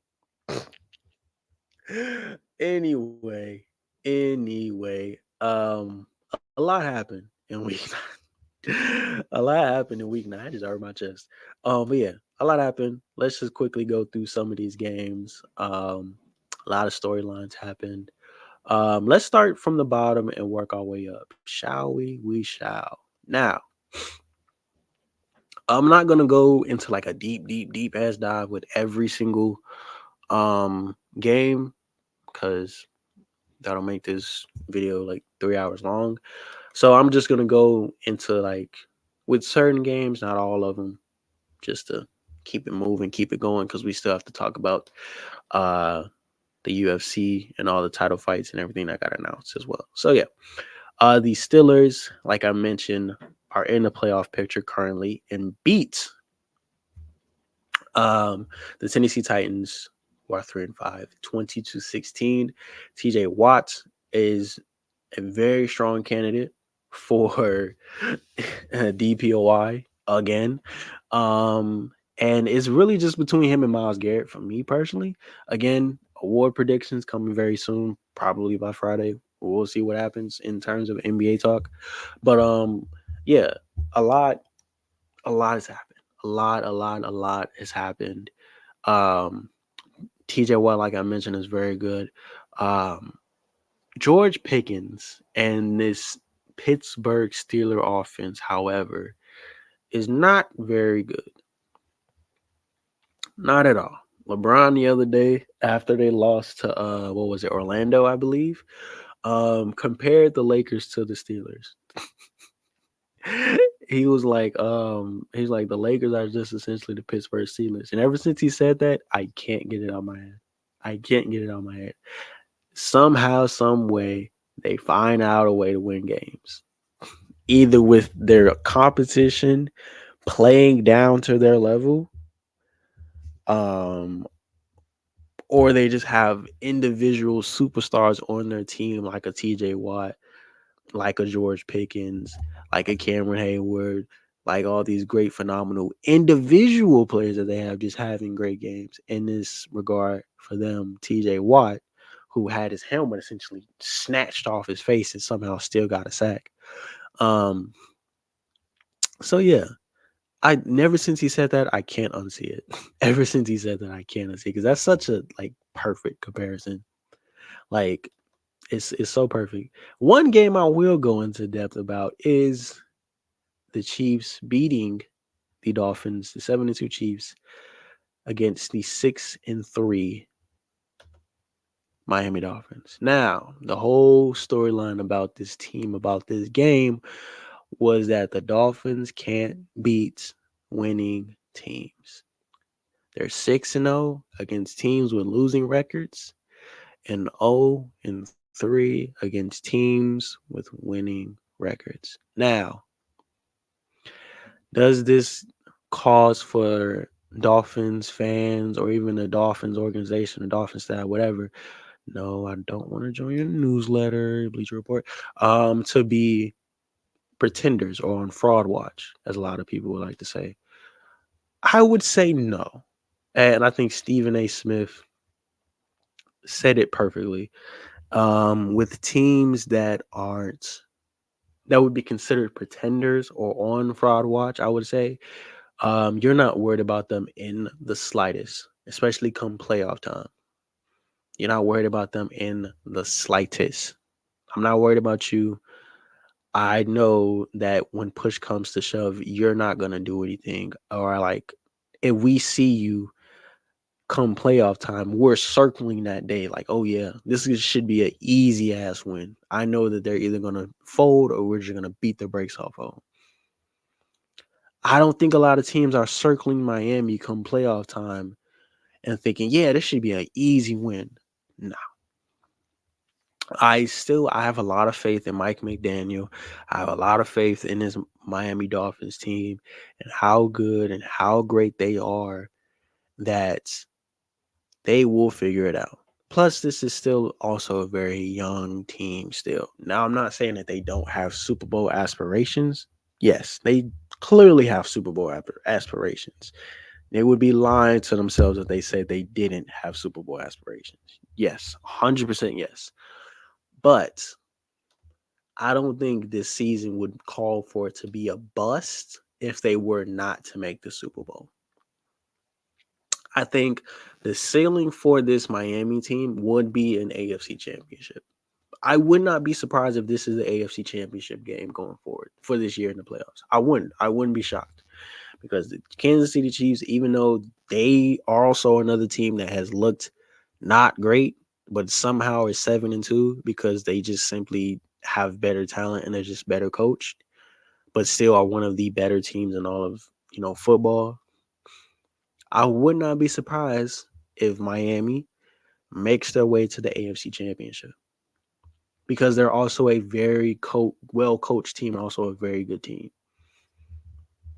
They're getting their defensive weapons back in. Jalen Ramsey, who came back in the New England game, had a great showing, had almost a pick six. They still have solid pieces, and it's still a very good, solid team. They're still one of the better and best teams in all of football. So I wouldn't go as far as to say that they're pretenders, but I wouldn't go as far as to say as they're like Super Bowl favorites, or I would pick them over the Chiefs. I would pick them over the Bengals. I would pick them over the Eagles to win the Super Bowl. I wouldn't go that far. I think early in the season, a lot of people was because they were just scoring so much and that people just couldn't keep up with them. But we saw what happened when they played the Bills put up 48 on them. We saw what happened when they played the Chiefs. See what happened when they played the Chiefs? The game slowed down. Game slowed down a lot. They wasn't able to throw up 500 yards and put up 40 plus points. Saw what happens when they played the Eagles. Eagles held them to 17 points. So obviously it's something that has to change when they play teams of a higher caliber. They can't just simply rely on, their talent. They can't simply just rely on, verticals and go routes to Tyreek and Jalen Waddle. Not to say that that's 100% the offense, because I don't think that is the case, but they can't just simply rely on just, hoping and praying that their playmakers bail them out in that regard. Like I said, I think this Miami team is still a very good team, obviously. And come playoff time, I think those problems will be fixed because obviously you're going to be playing nothing but winning record teams at that point. And depending on who they get matched up with, we'll have to see. But most likely, it's looking like the Chiefs and the Ravens are probably going to get that 1 and 2 seed come playoff time. So we might see a first round matchup of the Dolphins versus the Bengals or the Dolphins versus the Bills. We might see that first round matchup depending on how fast Aaron Rodgers come back. We might see the Dolphins versus the Jets because Aaron Rodgers was out there throwing and walking and moving without crutches and without the cats and throwing the football. Mind you, that man tore his Achilles. So, and the Jets are currently 4-4 and still in that playoff hunt. So you never know. You never truly know what could happen with this team and going forward. I think, like I mentioned, the playoff woes and playing top tier teams and top tier talent, I think it will be fixed. Just for the simple fact, because I have that much faith in Mike McDaniel and that staff and that team as a whole. Because this is different from last year. Last year they didn't have Tua, even though they still make the playoffs. Last year they didn't have Tua. This year Tua's been relatively healthy, hasn't had any of his concussion problems. So I think this team will be fine. Granted, they just ran into one of the better teams in the NFL and the Kansas City Chiefs, who, like I mentioned, hasn't been playing great. They've snuck away literally in every single win of theirs, except for that Bears game. And I'm going to keep harping back. That was the only real blowout win that they had. Other than that, a lot of their games have been very close. They've been very, very, very close. Very close wins outside of that Bears game. So Kansas City, as great as a team they are, as great as Patrick Mahomes and Travis Kelce and they are, they can beat winnable. They can beat teams with winning records. I'm not finna sit here and push that narrative on the Chiefs. But what I'm saying is that as the defending champs, even though they are having a record of 7-2, it's a very ugly record of 7-2. all them 7 wins outside of that Bears win, they could have lost damn near every single one of those games. I'm being so hard. I'm being so serious. They could have lost damn near every single one of them games. Every single one. It's been a toss-up. It's been 50-50 wins. So, and obviously, to be a great team and to be a championship contender team in the Kansas City Chiefs, you got to win ugly games. Not every game is going to be 35-0. Not every game is going to be blowout wins. You have to win ugly games in football in order to be a champion. That's just how it is. Because great teams, whether it's in football, baseball, basketball, hockey, boxer, tennis, whatever, you have to win those grit and grimy, ugly games, ugly fights in order to really prove yourself as a champion. But when every single win has been like that damn near, that's when it's kind of like puzzling to me. Like, oh shit. Maybe they not as good as everybody's saying they are. Like, and I was shocked. This was the one team that I had on my mind. I'm thinking they're going to make a big move come to trade deadline. Not a zilch. They didn't make a single move for any type of wide receiver. And I thought they was. I thought they should have, and they didn't.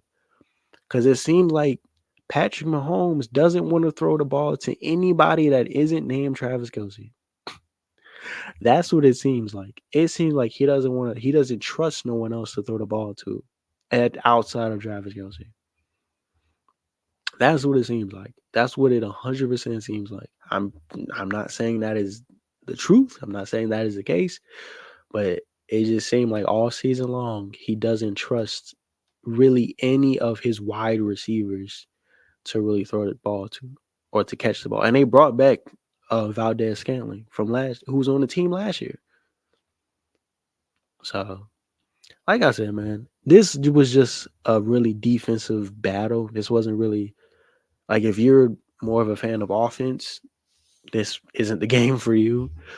This was just a really defensive-minded game, and the Dolphins had a chance to come back and win this game, but they just didn't. So, like I said, I don't think the Dolphins are pretenders. I don't think they're on fraud watch. I don't think any things of that nature. I'm not going to go that far and say, oh, this team is fake. They're frauds. I'm not going to go far and say that. However, I wouldn't bet all my money and say that they're going to be Super Bowl favorites or hell even be in the Super Bowl. AFC Championship, maybe. Super Bowl, probably not. I wouldn't be shocked if they made it to the Super Bowl because I think they're that good of a team. But I'm also not going to be like, damn, why did I had so much I was riding on them. I thought that I'm not going to be shocked if they are essentially second round exit.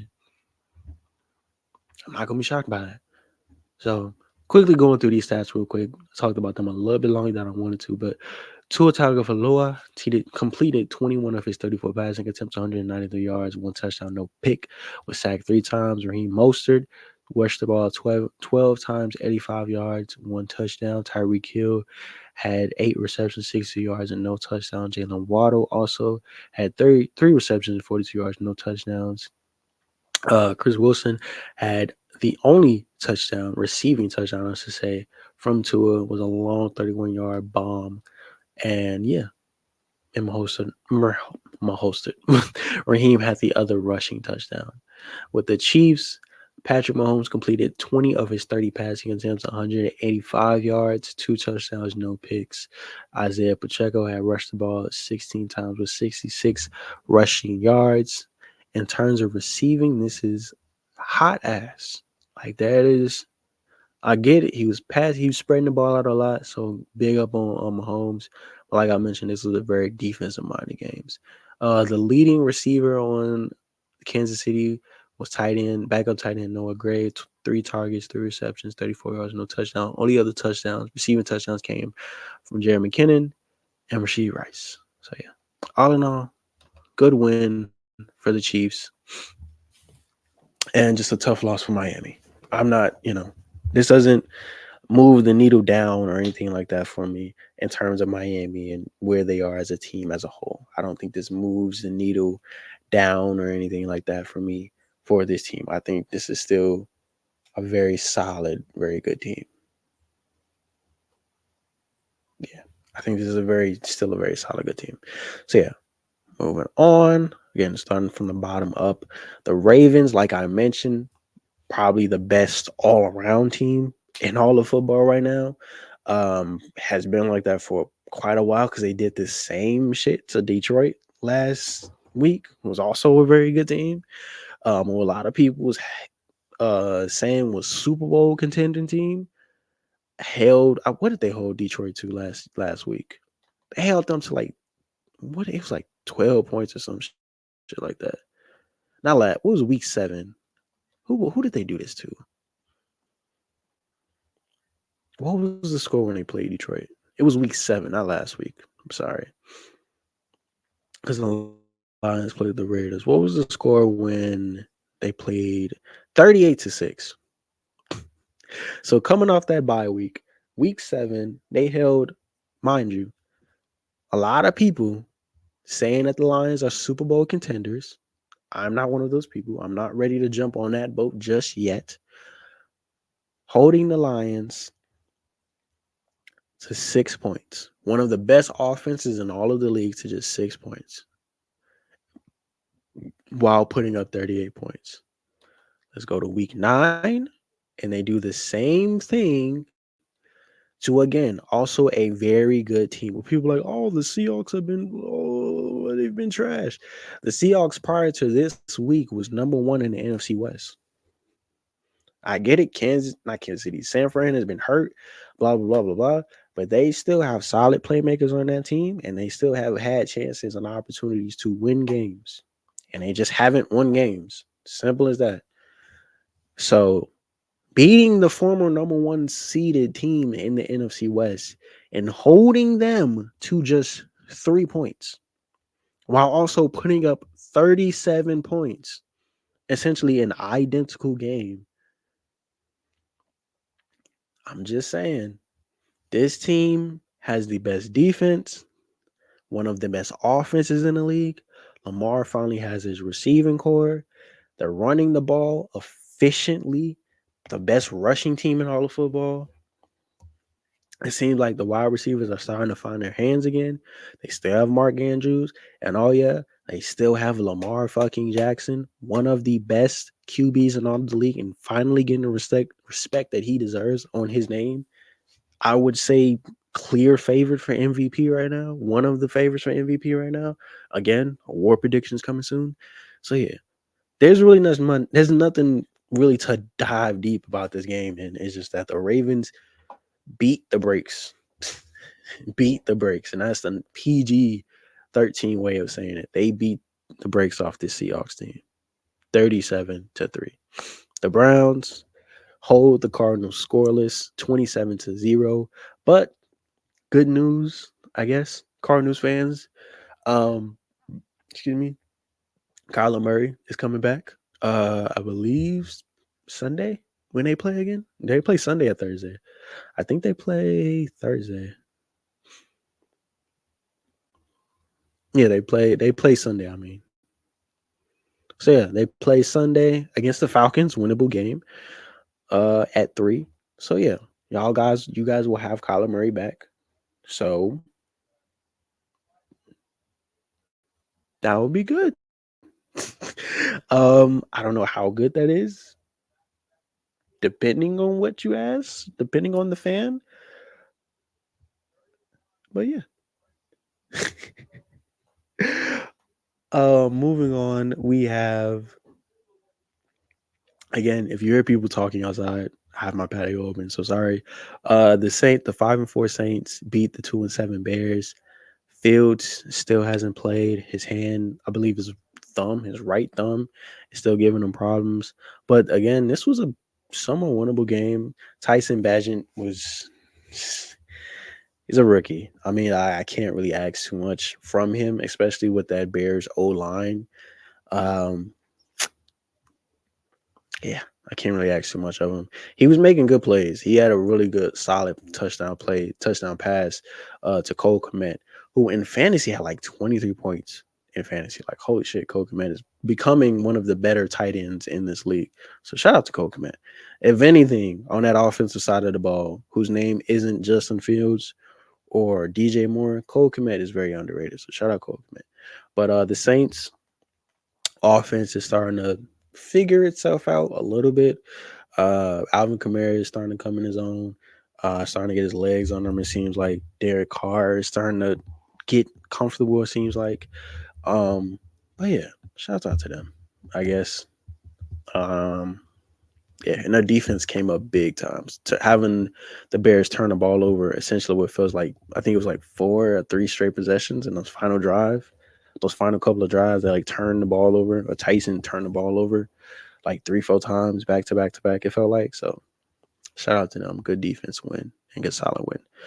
Only reason I'm clicking on this game is because I want to see what Sam Howell's stats was. Like I mentioned, Sam Howell, if it's not against us, goes ballistic and puts up crazy numbers.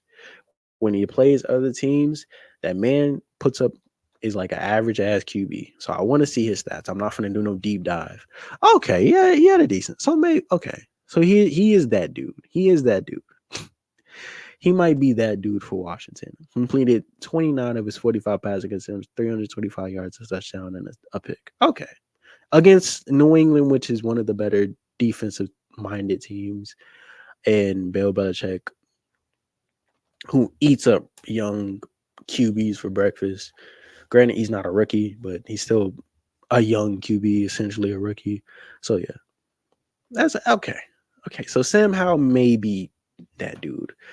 All in all, good solid win. They beat the Patriots 20-17, still hovering around 500, trying to get into the playoffs in the NFC East. So we'll see. Excuse me. The Packers beat the Rams, who were without Matthew Stafford, who also messed up his hand, messed up his thumb. I believe it was sprained his wrist or sprained his thumb, one of the two. 20-3. Packers also a very good defensive team. This game I wanted to talk about because Josh Dobbs did something you don't see a lot of QBs do. Now, quick story about Josh Dobbs. Prior to this year, you may have been like, oh, I thought that dude was on Arizona. That's because he was. When I talked about him in the trade deadline video that happened, I talked about him going to, to Minnesota. And because Kirk Cousins is out for the season with an injury. Goes in there, his first ever game as a Minnesota Viking. Mind you, maybe thinking, okay, it's his job. That's what he's supposed to do. He's getting paid to do that, blah, blah, blah, blah, blah. The game is a little bit different for QBs compared to, say, let's just say a pass rusher. So like someone like a Montez Sweat that went from Washington to Chicago doesn't really have to learn too much. He still has to learn things like different plays, different schemes, all that type of stuff. But he doesn't. The simple concept of a pass rusher's job is, hey, line up, go get the QB. That's it. With a quarterback, however, they have these things called plays. And going from Arizona to Minnesota, learning a completely different playbook, playing with completely different wide receivers and running backs, playing for a completely different head coach. And oh yeah, prior to this game, didn't practice at all with any of the starters. And to somehow win this game, and not only win the game, but also have a solid ass performance. That man deserves his flowers. He showed early this year, even when he was in Arizona, that this man is a good quarterback. He's not great. He's not MVP level. He's just a solid ass player. And also going from team to team, system to system, playbook to playbook, player to player, whatever the case may be, Josh Dobbs showed that he can play and that he can perform. So before anything else, before I talk about the game, before I talk about this, I want to just simply give this man his flowers. And also, fun fact, the man is like super fucking smart. He's like a scientist. He worked at NASA or like He's like has a nickname is like NASA Dobbs or some shit. Like the dude's a scientist. They're like super fucking smart. Went to school for like rocket engineering or some shit like that. He's fucking smart. If he wanted to quit football today and go work at NASA, he could. That's how smart and intelligent this dude is. That's probably why he's able to pick up on plays so much so quick. But yeah, again, shouts out to Josh Dobbs. Now, enough that. Let's go into the stats. Looking at the stats, Joshua Dobbs completed 20 of his 30 passing attempts, 158 yards, 2 touchdowns, no picks, had a QBR rating of 101.8, essentially 102, but also did a majority of his damage on the ground, rushed the ball 7 times with 66 yards and also a touchdown as well. And Madison also chipped in with 16 rushes, 44 yards, and no touchdowns. In terms of receiving, we have TJ Hawkinson, who has 7 receptions, 69 yards. Jordan Addison, that's the Addison I was talking about, had 5 receptions, 52 yards. And Madison also had 1 receiving touchdown, as well as Powell had the other receiving touchdown. Like I said, man, this dude is different. Shout out to Josh Dobbs. Had a great performance, great game. Big ups on him. This is an amazing story. Now on to the losers. Atlanta. Y'all killed me, dude. With Atlanta, y'all are so frustrating. And the thing is, you can't even really blame it on Desmond Ridder, who was the starting QB for majority of the year this year, because he wasn't playing. He's not hurt. He just simply got benched for Taylor Heinicke.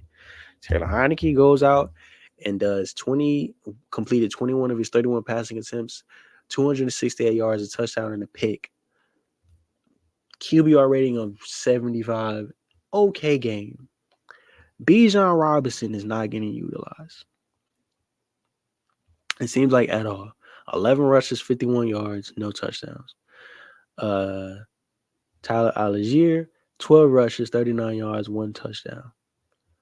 Kyle Pitts is not getting utilized. Drake London, who's not on the roster right now, I believe is hurt. But Jonnu Smith, in terms of tight ends, Kyle Pitts is the better tight end. But Jonnu Smith had himself a day. Had 5 receptions, 100 yards flat with a touchdown. Kyle Pitts, 4 receptions, 56 yards, no touchdowns.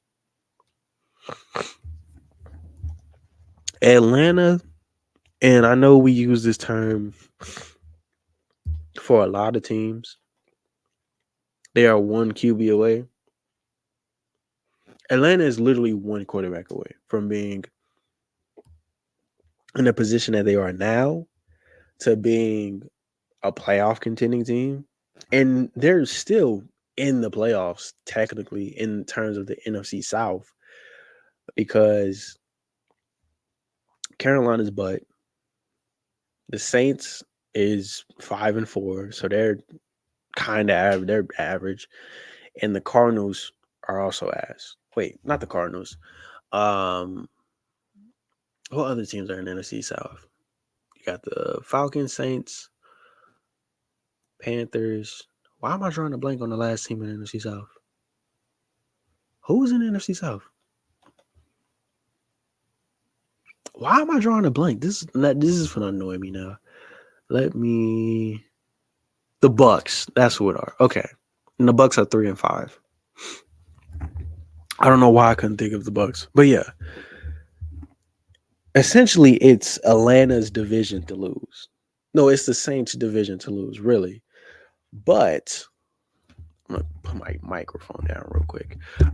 Essentially, it's their division to lose, right? Like, we say this about a lot of teams in terms of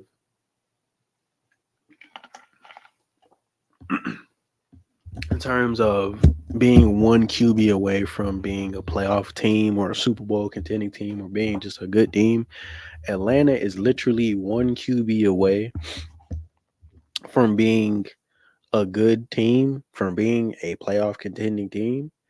And they seem to be in that like mid-level section to where they're good enough to like maybe sneak into the playoffs or hover around the playoffs,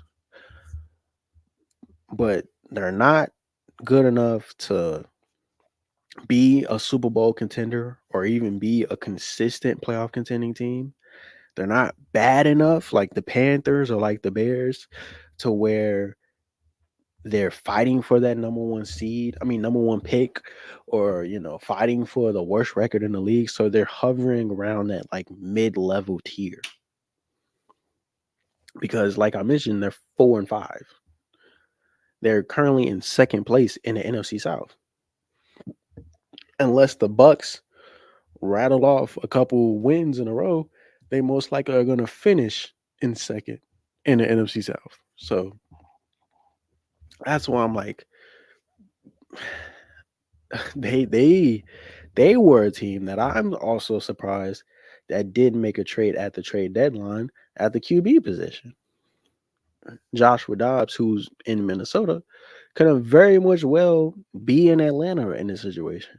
And we looking at this totally different. Maybe Josh Dobbs does what he did for Minnesota in this instance. And then we're talking about him possibly taking that spot from Desmond Ridder, possibly taking that spot from Tyler Heineke.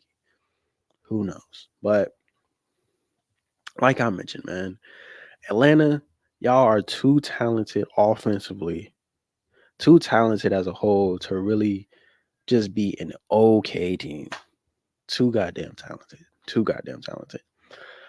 Looking at the Colts and the Panthers, the Colts beat the Panthers 27-13. Oh, Bryce Young had 3 picks, 2 of them being pick sixes. I feel for him. I really do feel for the dude because it's really, while yes, it is his fault for a good chunk of the season, but it's also, I don't think the head coach, Frank Wright, is the right coach. And also in terms of weapons, his best weapon that would have been DJ Moore is in Chicago right now. They traded him away to get Bryce Young, their quarterback of the future. But when you trade away your best, not only weapon, but best player,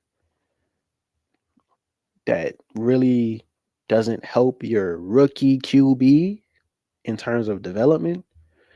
So I don't I don't really know what he's supposed to do. That O-line is terrible.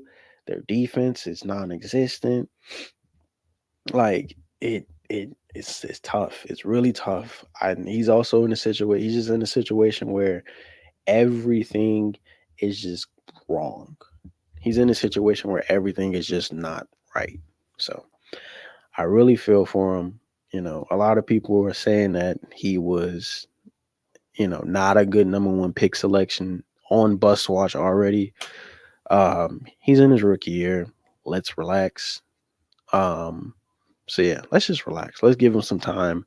Let's give the Panthers hopefully time to actually put people around him in terms of better O linemen, better weapons, things of that nature.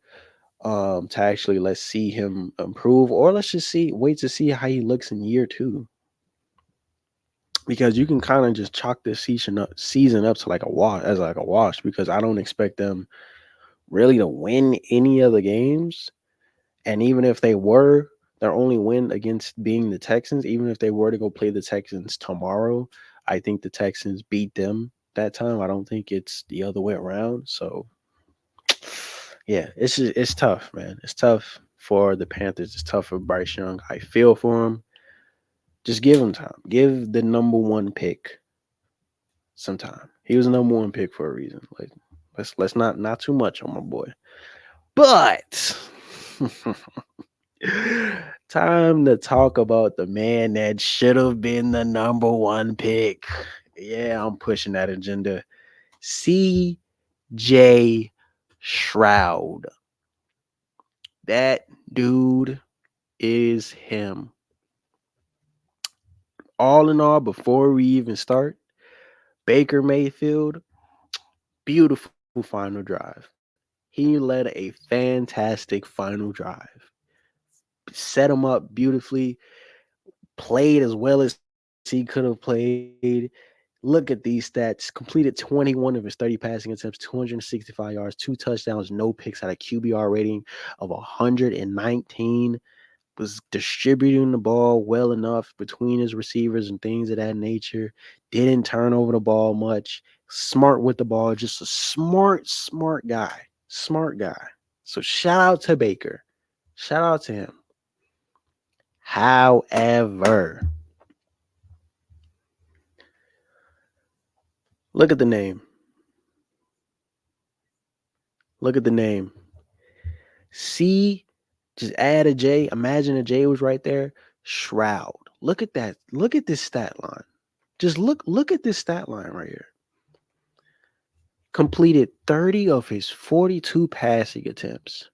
470 yards. Most yards by a rookie in one game. Passing yards and by a rookie in one game, mind you. Average 16 yards every time he threw the ball. So 9 times out of 10, that first down was ours. 5 touchdowns. 5. 1, 2, 3, 4, 5. I counted ahead. I was getting that set of myself. I'm sorry. 1, 2, 3, 4, 5. That's better. 0 picks. Ignore the sacks. QBR rating of basically 150. Basically at a QBR rating of 150. See that little goat? That's the goat. Move. Goat emoji. What is this? Move it. Basically had a QBR rating of 150. Was the GOAT. My computer lagged out. It was tweaking. But yeah. Man's playing like the best rookie QB to ever exist. And wholeheartedly, and I'm the king, I'm the spokesman of give young players time to develop, and that young player being a Bryce Young. But man, this man CJ Stroud is breaking that curse that Ohio State quarterbacks are not good. He's breaking that curse. He's breaking the curse, ladies and gentlemen, because this man, 100%, 1,000%, 1,000,000,000,000% should have been the number 1 pick. No question. I'm gonna sound like such a hypocrite, but I don't care. I don't care. I don't care at all. I really don't. This man put on a flipping show. And his receivers ate because of it. Had 3 different receivers with 100 yards plus. Excuse me. Had 4 different receivers with a touchdown. Let's just quickly look at these stats. Noah Brown, wide receiver. Crazy 75-yard pass. 6 receptions, 153 yards. Dalton Schultz, underrated tight end. 10 receptions, 130 yards, 1 touchdown. Tank Dell, solid wide receiver. Doesn't get as much credit as he deserves. Doesn't get talked about enough. Shout out to him. 6 receptions, 114 yards. Nick Collins, 3 receptions, 54 yards, and also a tutty. This Texans team, I thought, was going to be in the realm around the same record as the Panthers. I thought they was going to be in that same realm. I'm not the biggest college football guy. I'm not even the biggest college guy. Only things I really knew was that Bryce Young was really good, CJ Stroud was really good, and it was going to be their leagues for years to come. We were right about one of them. We were right about one of them because CJ, that man, that dude is serious. That dude is serious. All jokes aside, that man is going to be an MVP one day of this league. That man is going to be an MVP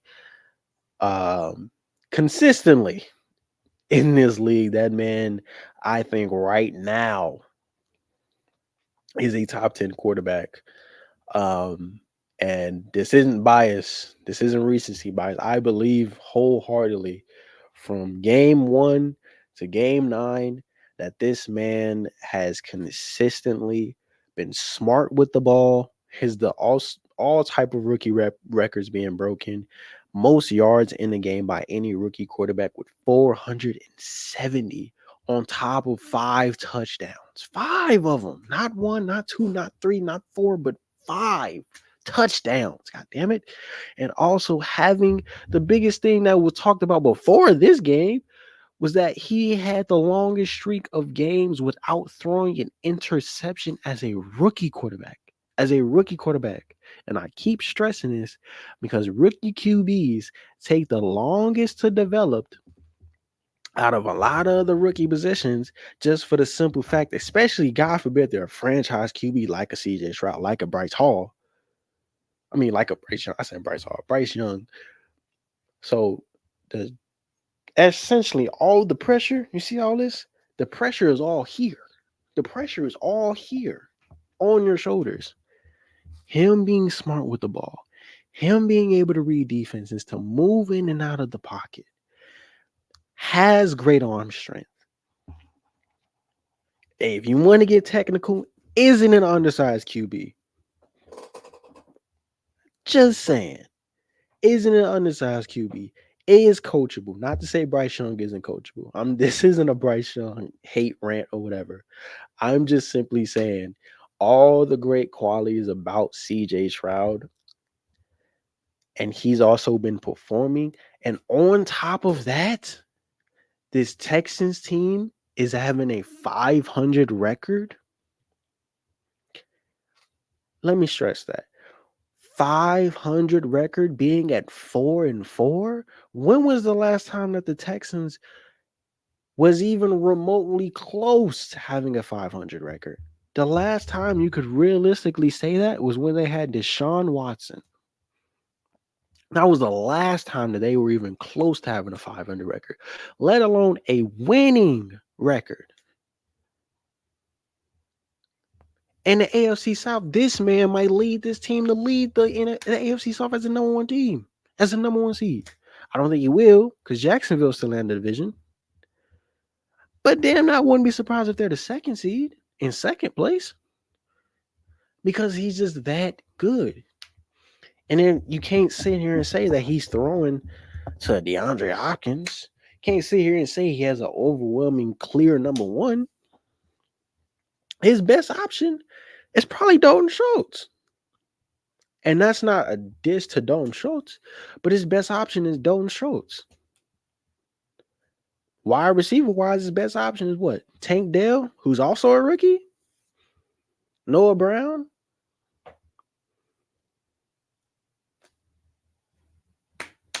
Like, what do we...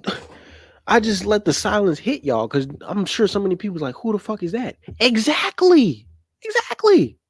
Who is his weapons? In terms of running back, he has Damian Pierce and Devin Singletary. Solid to okay running backs. He doesn't have a crazy clear number 1 that he can go to. I'm just saying, man. CJ Stroud, you can bookmark it here. Top 10 QB, offensive rookie of the year. Whatever you want to say, whatever rookie record, whatever. If there's a rookie record that needs to be broken, he's going to go get it. Is having one of the best rookie QB seasons I've seen in a very, very long ass time. Shout out to CJ Stroud, DeMarco Ryan and the Texans. Shout out to them, bro, because they are going to be a good team for a while. They are set up for the future. Now to a team that isn't set up for the future. The Giants, the 2-7 Giants, lose badly on the road against the 4-5 Raiders, who just fired, like I mentioned last week, Josh McDaniels and their GM. This was Antonio Pierce, former linebacker coach, his first game as a head coach, and he did not disappoint as they demolished the Giants 30-6. And you can just tell by from all the videos in the locker room, the TikTok, I said TikTok, the IG lives of all the players, just seeing the type of energy that they have, they just seem like a different team. They just seem happier, more energetic, more, full of life. It just seems like. Now, am I saying that they're going to win out the rest of the season? Absolutely not. They're still the Raiders. They're still not a very good football team. But hopefully this is for things to come. And if Antonio Pierce does a good enough job with this team and potentially gets them in the playoff slots or close around that playoff hunt or has a 500 to maybe a game above a 500 record, I wouldn't be shocked if he stays with the team for years to come, gets brought on full time as the head coach. He already has a good repertoire with the linebackers, with defense, former defensive player with the Giants. Ironically enough, his first win is against his former team. So being a defensive guy, could do that, listens to his coordinators, things of that nature. So yeah, I wouldn't be surprised if the Giants play well for the rest of the season or plays hard, plays with energy, things of that nature. He gets brought back, full time as the head coach. So shouts out to the Raiders. Shouts out to them. Giants, sad news. Daniel Jones out for the rest of the season. I believe he tore his Achilles as well. So yeah. Like I mentioned, the Panthers exist, but I think the Giants are the worst team in the league. Outside of just looking at their record, the Giants and the Panthers, excuse me. Oh, the Giants and the Panthers are going to be fighting for Caleb Williams. They're going to be fighting for that number one pick because, oh my God, this team is not good. Saquon, if I was you, hop up out of there, brother. I'm not gonna lie to you. If I'm Saquon Barkley, I am leaving. I would honestly want to be on a winning team because the Giants looks like they're gonna lose out the rest of the season. I wouldn't be surprised if they don't win a single game for the rest of the year. Same thing with the Panthers. They're just from game 1 to game 9. They just haven't been a good team. They just haven't. So yeah, man. I feel for him. I feel for Daniel Jones. I feel for Brian Daboll. I feel for the whole staff and all the players on there. But yeah, man, they need a complete reset. They need a complete reset. Complete. Because that team is not good. It's not. I'm gonna leave this game for last, brother. I know you see me and I see you. Yeah. I know you see me. I know y'all see me right there. I'm gonna leave that game for last though. But Chargers, like I mentioned earlier, finally found their stride. It seems like it does. Really just sometimes all it takes is one win. The win when they beat the Bears and now defeating the Jets 27-6. Really wasn't close. Obviously it was really just domination from Justin Herbert and them boys. So yeah, hopefully this puts them, in the right track, on the winning ways, and maybe can, cement themselves as one of the top AFC teams, go on a little winning streak. Who knows? We'll see. But yeah, shout out to the Giants, big win. Also, shout out to Keenan Allen, 10,000 receiving yards. Big ups, brother. But yeah, looking at last night's game, we have the Bengals, who are 5-3, who started out very rocky, like I mentioned, very early on in the season, I should say. Not last night, but this was Sunday night's game. But yeah, like I mentioned, I said this when they were losing badly to teams, and I'll say it again, pat myself on the back. They start out slow every single year, it seems like, and then they turn it around, and then they're one of the best teams in all of the AFC. They did this last season. They did this the year that they went to the Super Bowl. I'm not surprised. For one, because Joe Burrow was hurt at the very beginning of the season. Once he got healthy, shocker, the teams look good. Shocker, the team's offense looks amazing. And don't even get me started because their defense has been essentially winning them games.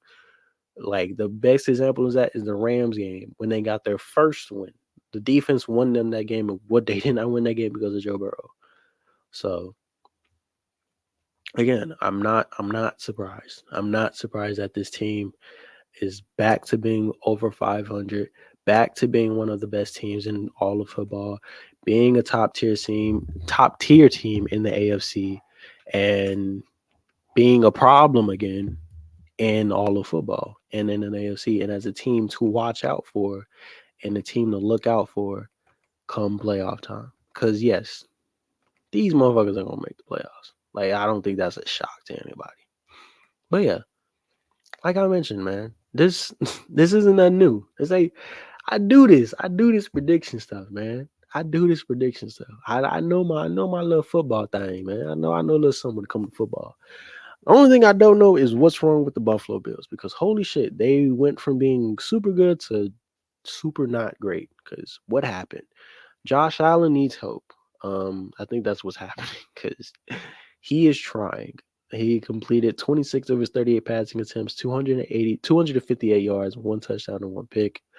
QBR rating of 85. Also rushed in the touchdown on 8 rushes and 44 yards. Stephon Diggs had the only receiving touchdown on the day with 6 receptions, 86 yards, and 1 tutty. And rookie tight end Dalton Kincaid had 10 receptions and 81 yards. He's finally starting to come into his own, which I like to see. Gabe Davis has like fell off the face of the earth. I don't know if he got injured this game or what, but man, he went from being like one of the best wide receiver 2s in the league to like non-existent. I don't know what happened. If he's injured, then I'll take it back everything I said. But if he's not and he just was a non-factor tonight, oh boy. I don't know. Again, I don't know what's going on with this team, man. I don't know what's going on with this team. Like I mentioned earlier when I was talking about the Dolphins, they beat the Dolphins by 20. They beat the Dolphins 48-20 earlier in the year. So they can play against top tier talent. It's not that they can't beat top tier talent. It's just that at some days they look amazing and some days they look they can't get nothing going, especially that offense. Cause man,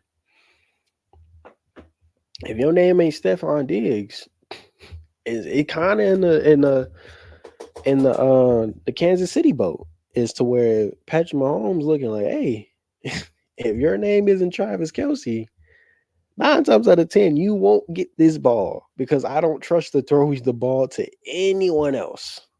Anybody else. He's found him another target in Dalton Kincaid, which I love, simply for the fact that he's on one of my fantasy teams, but also the fact that he's having other weapons to throw to. But Josh needs help, dude. He needs some type of help. He needs something. It's getting ugly, man. It's getting ugly. Like I mentioned, the Buffalo Bills aren't in the playoff race right now. You know who is? The Pittsburgh Steelers at 5-3. Somehow, some way, if you told me at the beginning of this season that the Pittsburgh Steelers would be in the playoff race currently, if the season ended today, the Buffalo Bills would not be in the playoffs. They wouldn't be. If you told me by week 9 that the Buffalo Bills wouldn't be in the playoffs, but the Pittsburgh Steelers would be, I would have looked at you crazy. But here we are.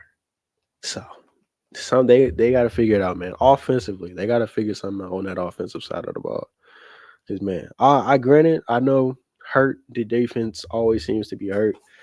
But even still, man, the Buffalo Bills' biggest like strength is offense in terms of letting Josh Allen work, giving him weapons to throw to, his ability to move inside and outside of the pocket, different schemes, and it just seems like the team as a whole is just stagnant. It just seems like the team as a whole is just not where they want to be. So hopefully they figure it out. Hopefully, they can make their way back into the playoff race, because if the Bills don't make the playoffs, boy, that whole who's the second best QB in the league behind Patrick Mahomes, that shit is dead. It's gonna be 100% Joe Burrow.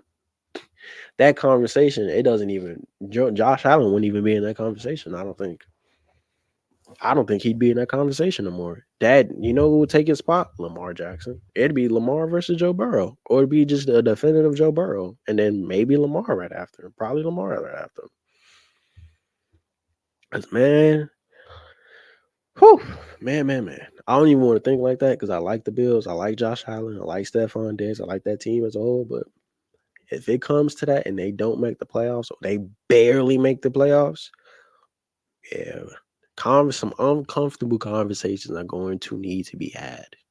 Very uncomfortable conversations about Josh Allen and them boys. But yeah, looking at the Bills, Joe Burrow had himself a day, completed 31 of his 44 passing attempts, 348 yards, 2 touchdowns, no picks, had a QBR rating of 109. Joe Mixon had himself a day as well, 14 rushes, 37 yards, 1 touchdown. T. Higgins led all receivers with 8 receptions, 110 yards, no touchdowns. Tyler Boyd had 3 receptions, 56 yards. And Jamar Chase as well had 4 receptions and 41 yards. Yeah, man. Like I mentioned, this Bengals team is starting to come in its own. Joe Burrow is finally healthy. That defense has been elite all year long, one of the more underrated defenses in the league. And they were just really waiting for Joe Burrow to get healthy and waiting for that offense to finally match and catch up with their defense. And it seems like it has. It seems like this team is finally on the same page, offensive and defensively. And I wouldn't be surprised if they go on a little streak here, man. I would not be surprised. Now, on to game of the night.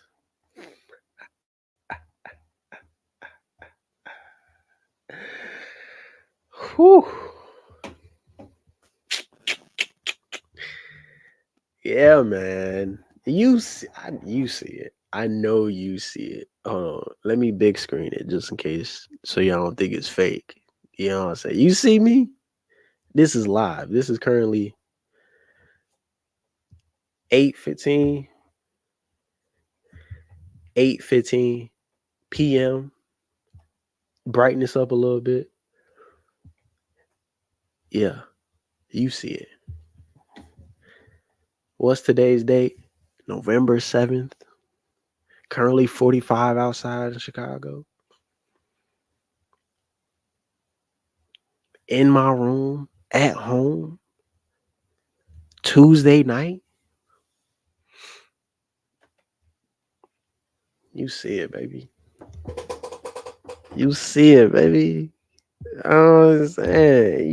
You see it, man. The 8-1 Philadelphia Eagles beat the 5-3 Dallas Cowgirls. Just a moment of silence for Dallas, because oh man, I remember very early on in the season when Dallas was beating the Giants of all teams 40-0, and then going to lose to Arizona, but we're not gonna talk about that. Getting blown out by San Francisco, we're not gonna talk about that. But they were doing their thing, blowing out lesser competition. I'm not gonna worry about it. And then they meet us. Primetime game, America's game of the week. Dak and the CD coming off beating the Rams by 20. The Rams, 43-20. Coming into Philly and getting that ass beat My Jalen Hurts and the Eagles. Ain't God good? Ain't God good? God good all the time, all the time. He's good. Yeah, God's good, man. The football gods especially. Ooh, I can get up and do a little praise dance. I don't want to tell my ACL though. But yeah, man. The final score being 28-23. Let's do a little deep dive, shall we? Let me stop. Let me stop playing. Okay. All seriousness, all jokes aside. Philly scares me because holy shit, we tried to lose this game multiple times in that fourth quarter. We tried multiple times to lose this game in a very, very bad defensive passing interference by James Bradbury. And I believe we had another penalty that almost cost us. But Dak is just ass. He's ass. He's not good. He's not good. That isn't a joke. Dak is not that great. In terms of having to make decisions for himself, let me stress that. In terms of having to make decisions kind of in that Brock Purdy role, even though I think Dak is better than Brock Purdy, I would take Dak over Brock Purdy. In terms of like when it comes to making the tough decisions and having to make tough decisions and things of that nature, oh man, I wouldn't trust Dak that much. I'm not saying he's ass. I'm not saying he's not a great QB. I'm not saying all those things. I just said that just to be funny. He's a good QB. Some even above average QB. Very good. It's very solid. It's just when it comes to that clutch, it comes to that fourth quarter, it comes to when you have to make decisions and have to think for yourself and have to make plays and things of that nature and all that type of stuff. Dak struggles to make those type of reads, struggles to make those type of plays, struggles a lot. A even better example, if I don't, because I don't want to sound biased, go rewatch that Arizona game. Like early on in the season. Go rewatch that Arizona game and watch him make bad and poor choices late in the clutch, in that fourth quarter, in the red zone. Go watch him make bad decisions. Because he does that. It's something that he does, it's something that he's known for. So against one of the better defenses in the league. I'm not gonna say the best, because Baltimore's got us beat. I can't even front. Baltimore has probably the best defense in all of the league. I'm not even going to front and sit here and say we got it, because we don't. Still got the best D-line in the league, though. I will say that. I will say we still got the best D-line. As we got to Dak 5 times? We sacked him 5 times.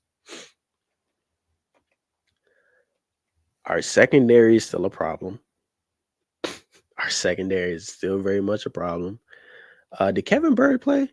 Let me see. I want to see if he played this game. He did play. Okay, so he did play. So we got Kevin Byrd out there. Nice. What did he do? 9 total tackles, 5 solos. Solid. Okay. That's not bad. I was just curious. But yeah. So our secondary, still a problem. CeeDee Lamb torched us for 191 yards. 200 yards, basically. I'm going to give it a pass because CeeDee Lamb, top 5 wide receiver in the league. I'm going to give them a pass on that. Just for the simple fact that he's one of the better wide receivers in all of the NFL. So I'm not going to be too harsh on him. I would be fucking furious if fucking like Michael Gallup gave us 191 yards. I'd be furious at that. But if CeeDee Lamb, I'm gonna let it pass. I'm gonna let it pass. But yes, looking at Dallas in terms of them, I don't want to say it's 100% Dak. I'm not gonna sit here and say it's 100% Dak. He's a big reason why they lost. He was also a big reason why they were in the game also. But a lot of stuff just wasn't going their way. Another thing, and I saw a lot of people say this, oh, the refs are cheating for the Eagles. Shut up. Shut up. No, they weren't. We had 2 costly penalties go against us in the final possession. It's not our fault that y'all linemen are so fucking jumpy. It's not our fault. It's not our fault that y'all aren't disciplined. It's not our fault that y'all kept getting penalties racked up on y'all. It's not our fault. Hell, Hassan Reddick got called for roughing the passer for bumping into Dak after he tried to help him up. But the refs were rigged against us. Get the fuck out of here, bro. I'm not trying to hear that shit. I'm not trying to hear none of it. I don't want to hear none of it. Zero, zilch, nothing. Nothing. I don't want to hear none of that. Not trying to hear a damn thing. Because if anything, as much as the refs gave us calls against y'all, they gave y'all calls against us that could have very well lost us the game and should have lost us the game. But guess what? Y'all QB is Dak. Y'all ain't got Jalen Hurts back though. So sucks to suck. That's it. Let's get into these stats. Dak completed 29 of his 44 passing attempts, 374 yards, 3 touchdowns, 5 sacks, no picks, 115 QBR rating. Tony Pollard, who just been kind of mid, I'm not gonna lie, he hasn't really shown me anything as being the number one, as being the RB1 for this team after they traded Zeke. He hasn't really shown me anything. All season, I'm being so serious. This is not biased talking. I expected a lot more from Tony Pollard, but I haven't really seen anything from him. I'm being so serious. I'm not trolling aside. I have not seen really much from him. Granted, I didn't expect him to do much against his D line. Best D line in the league. But yeah, in terms of the season, I haven't seen much from him. That's just me. Maybe I'm wrong. Maybe I'm not watching enough, but that's just me. Had 12 rushes, 51 yards, 0 touchdowns. CeeDee Lamb, like I mentioned earlier, had 11 receptions, 191 yards, no touchdowns. Ferguson, a rookie tight end, I believe, and he's been playing really good as well. 7 receptions, 91 yards, almost had 2 touchdowns. But his knee was down at the 1-yard line and was ended up being returned.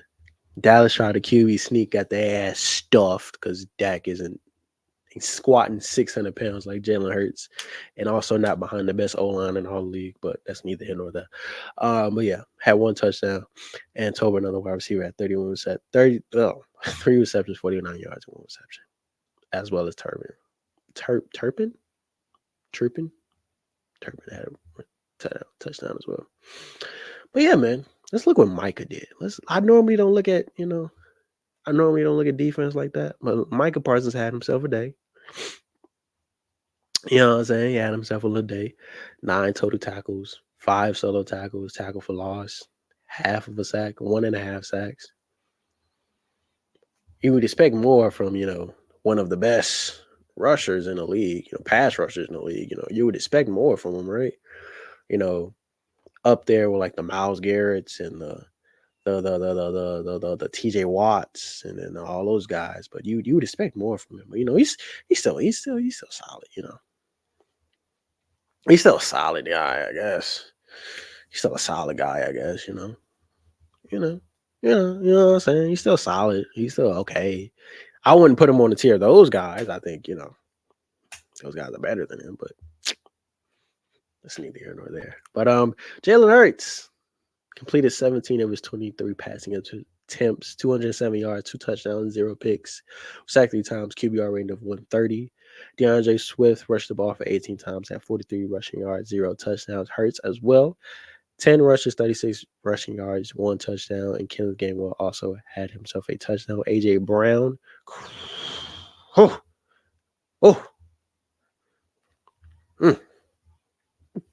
get chills. Just thinking about this man playing a game of football. 7 receptions, 66 receiving yards, 1 touchdown. Devonta Smith, dime in the back of the end zone. from Jalen Hurts to Devontae Smith. Um, 3 receptions, 51 yards, 1 touchdown as well. Dallas Goedert, I believe, fractured his wrist. So thank God we're on a bye week because that hopefully gives him time to rest. Hopefully it's nothing too serious. And come next week or the week prior to when we play again, he's back, ready to go. But if it's serious enough, hopefully it's not. But yeah, had 30 receptions, 50 yards, and no touchdowns. Let's look at our defense. Look at this. Sack, sack, sack, sack, sack, sack, sack. Oh my God. Goodness gracious. It just looked beautiful, ain't don't it? Big play Slay. Had a 1 pass deflection. 8 total tackles, 5 solo by himself. Big sweat. 1 sack. N'Kobe Dean, half a sack. Brandon Graham, the Cardinal, the General, 1.5, half another sack. Fletcher Cox, half a sack. Jalen Carter, half a sack. Jordan Davis in there rushing. Hassan Reddick, one of the most underrated pass rushers in the league that doesn't get talked about enough. Full solo sack by himself. Like, we not finna fucking do this and say we don't got the best D line in all the league. You're not finna say that. You're not finna look at me face to face, eye to eye as a man or a woman or a child or an animal or whatever and sit here and say that we don't have the best D line in all the league. You can't. You can't sit here and say that. You can't. It's there in your face. Look. Look at it. You look at this and tell me you don't see best D line in the league.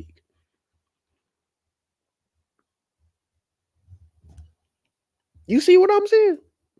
Okay, then. So don't miss me with that, man. Best team in all of football. I'm lying. It's Baltimore. But I'll take 1A, 1B. I'll take 1A, 1B with Baltimore, man. Baltimore is just on a different level. But I'll take 1A, 1B with the Baltimore Ravens, man. I'll take it. I take it. Hey, man. Say, man. Look, man. That has been week 9. All wrapped up in a nice little bow. Everything. This was a very good week of football, man. Outside of the Eagles winning, this was just a very good week of football. Seeing CJ Stroud go off, seeing Josh Dobbs do his thing, seeing the Ravens be dominant, seeing the Chiefs pull out against the Dolphins. You know what I'm saying? This was just a really good week of football. Looking at week 10, quickly go over all the games that I'm excited for. Excuse me, games that, catch my eye. Off rip, I see the Browns going against the Ravens. On paper, it probably doesn't seem like it's going to be a solid or fun game. I'm curious to see how the Browns defense is going to handle this Ravens offense. And because I'm pretty sure this Ravens defense is going to have no problem against Cleveland Browns offense because they really don't have an offense. But that'd be if Deshaun Watson plays or not, or maybe PJ Walker plays. But we'll see. As well, Jacksonville sees the new look 49ers with Chase Young going to be on that D-line. What else? Let's see. Texans are going to go against the Bengals. CJ Stroud going against Joe Burrow. That should be fun. Chargers going against the Lions. That should be fun. See if the Seahawks can bounce back against the Commanders. Cowboys are going to go against the Giants. Them niggas are 16-point favorites. No shit, Sherlock. The Chiefs are on a bye this week and the Eagles. So I'm going to have to do some reconstruction of my fantasy team because majority of my players are Chiefs and Eagles players. So, yeah, seeing as my QB is Patrick Mahomes and essentially all my weapons and shit are like Eagles players. So this should be fun. This should be fun. And the Bills are going against the Broncos. So yeah, some solid games next week on week 10. But yeah, man, that's essentially it for football talk. Now, quickly going to be going over some UFC stuff. It's only three things that I mentioned earlier. I've been neglecting combat sports, you know, and I feel bad. I feel bad. So quickly just gonna go over it and give my thoughts on all these three huge fights that got announced. Uh so yeah, for January 20th, UFC 297, we have UFC middleweight champion Sean Strickland defending his belt against number one contender Dracus du Plessis, DDP. Now, this fight I believe was the right fight to make. I said it all, I believe, in one of my last episodes when I was talking about when Izzy lost, and I mean when Islam beat Volk, and I was talking about the middleweight championship and all that stuff. I believe it was at UFC 295. So yeah, I talked about that and all that stuff. I gave my opinion on who I thought should fight Sean Strickland, and my answer was DDP. And I believe they got it right. Give the man who's earned a title shot a rightful title shot against the champion, obviously. Sean Strickland, and I love what he said about Hamza, saying that it doesn't matter who. If you want me to fight Hamza so damn bad, even though he don't deserve it, I'll fight Hamza.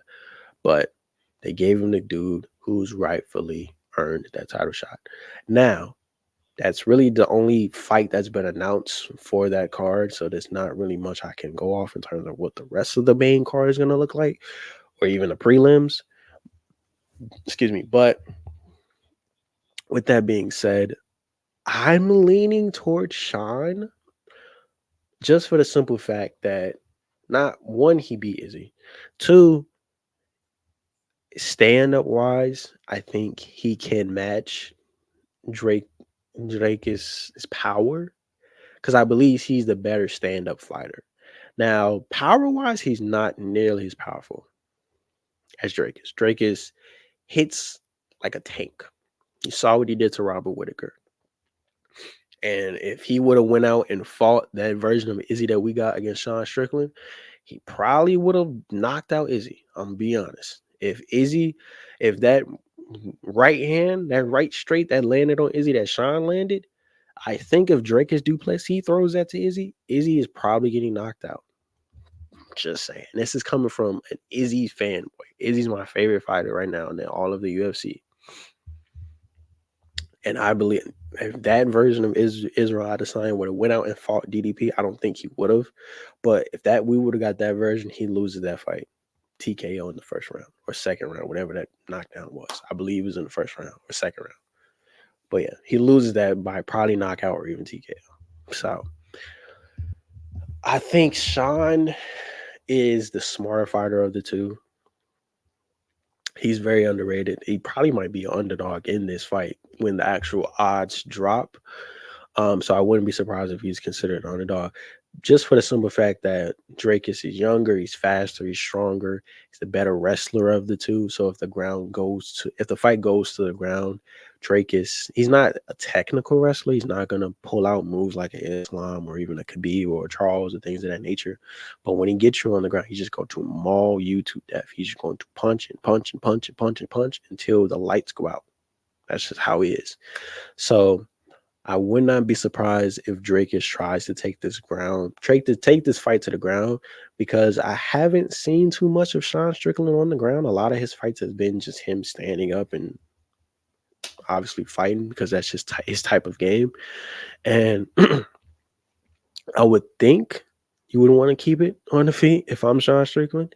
But again, I wouldn't be surprised if DDP tries to take it to the ground. Not shocked.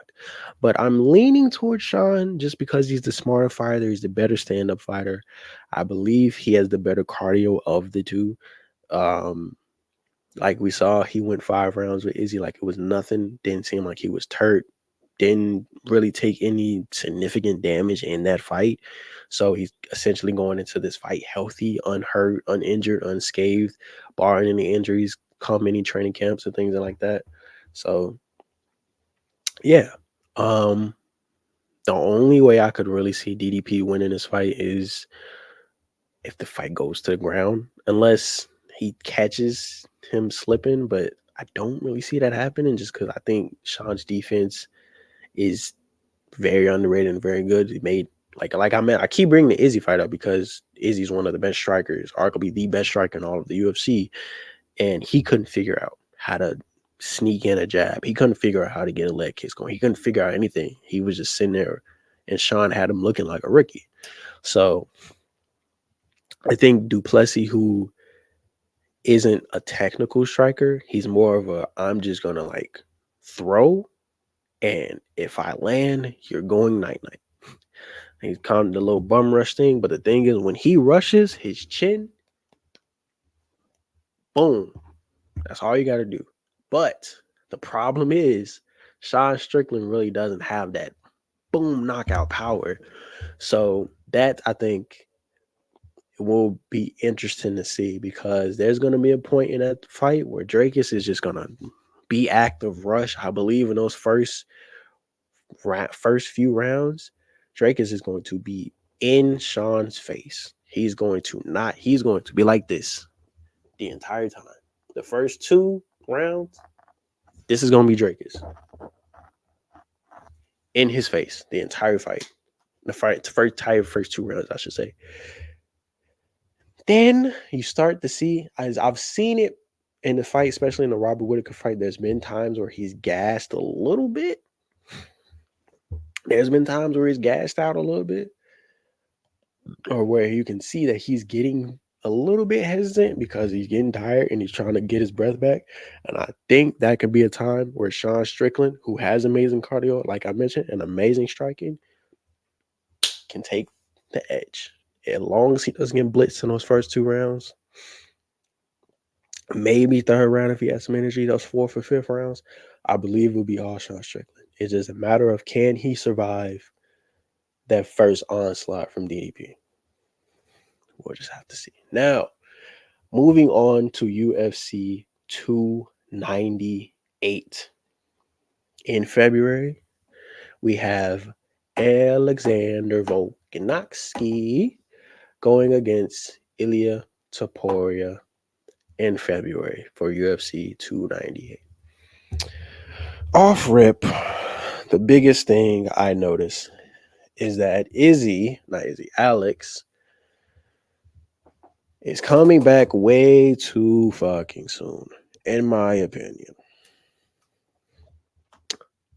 Obviously, I don't think this is the fight to make for UFC 300, because UFC 300 is most likely not going to happen until like late April, early May.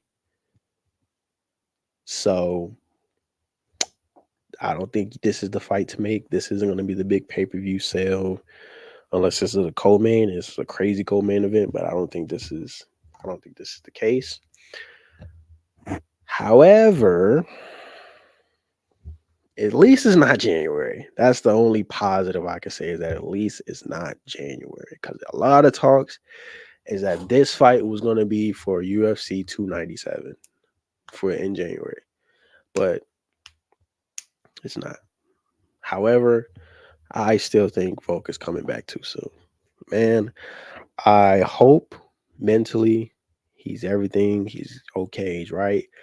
And after this fight, for Lords of MMA, for the gracious, amazing God that is God himself, herself, God itself, win or lose, Volk, please, please, please, please, please take some time off. If he wins, fantastic. Fantastic. It proves me and everyone else that was worried about him wrong, and to say, hey, I just lost to Islam, who's the number 1 pound for pound ranked fighter. I got caught slipping. Probably shouldn't have took this fight on late notice. 11 days. Had to cut a lot of weight. So I didn't really have time to really train for real. I just got caught. So don't worry about me. I'm fine. However, we're noticing a trend with these active champions. I'm noticing a trend with these active champions, and I understand. I want my champions to be active. I don't want my champions to win one fight, win the belt, and sit on that bitch for months, and then start again, and then sit on down. No shade to Islam, but that man is not active at all. Islam is most likely going to be fighting on UFC 300, but I say most likely and not a definitive yes because if it was a definitive yes, they would have announced it already. But Ramadan is in April, early April. So if you're the UFC and you want to get Charles, you want to get Oliveira, you want to get Islam Makhachev to fight at UFC 300, try to squeeze them in that. Whether that be late May, late April, early May. But then again, this man just fought what, October? So that's November, December, January, February, March, April. That's what, 6, 7 months with the lightweight division, without the lightweight champion being active, and we just had to wait. What, like it felt like a year. It wasn't even. I have to believe it was like another 6, 7 months. So I understand.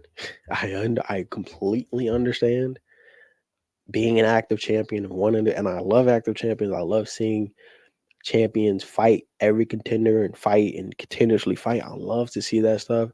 But we're noticing a trend. I'm noticing a trend at least. Look at Aljamain Sterling, one of the most active champions in all of the UFC. Got knocked out by Sean Strickland. Izzy, the very first time they fought the very first time he fought Alex Pereira, got knocked out, won his belt back, and then took another not short notice, but took another fight, fought Sean Strickland and lost his belt. What does he do? Take a break. I'm done. Taking me a break. I'll see y'all next year. I'm taking me a fucking break. Aljamain Sterling, I don't think he's taking him a break. Not willingly. Like the UFC is like essentially forcing him to take a break, as like Sean Strickland is not fighting him or Marab. So he's technically taking a break. And then Charles Oliveira, very active champion, lost the belt to Islam the very first time. Volkanovski is another one. Very active, very active. Even though he lost to Islam the first time, very active, very active. Just came off beating Yair Rodriguez in a lightweight belt. Just came off elbow surgery. Took the fight short notice. 11 days. Had to cut 26 pounds in weight. Barely had any time to train for the best fighter in the UFC right now, the number one ranked pound for pound fighter in all of the UFC, and gets knocked out. That's going to do a lot to a man mentally. So I hope and praying he wins. Ilya is no slouch. This isn't just a no name. This guy is good. This isn't just some dude. Like, he's good. He's very good. Very hungry, very young, good on the ground, solid on the feet, solid guy.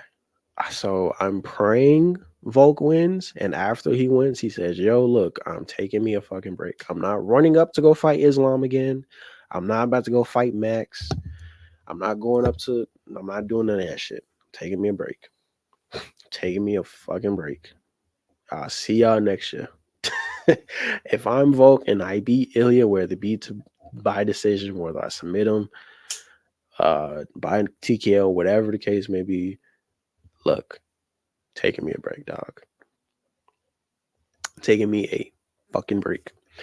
And for the last fight that was announced, UFC 299, we have Sugar Sean O'Malley, the bantamweight champion of the world, taking on the number 6th ranked fighter, Chito Vera.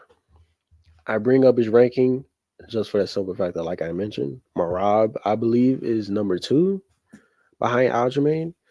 And Aljamain and Marab was like, yo, fight us. Either fight me for a rematch, Sugar, saying O'Malley, or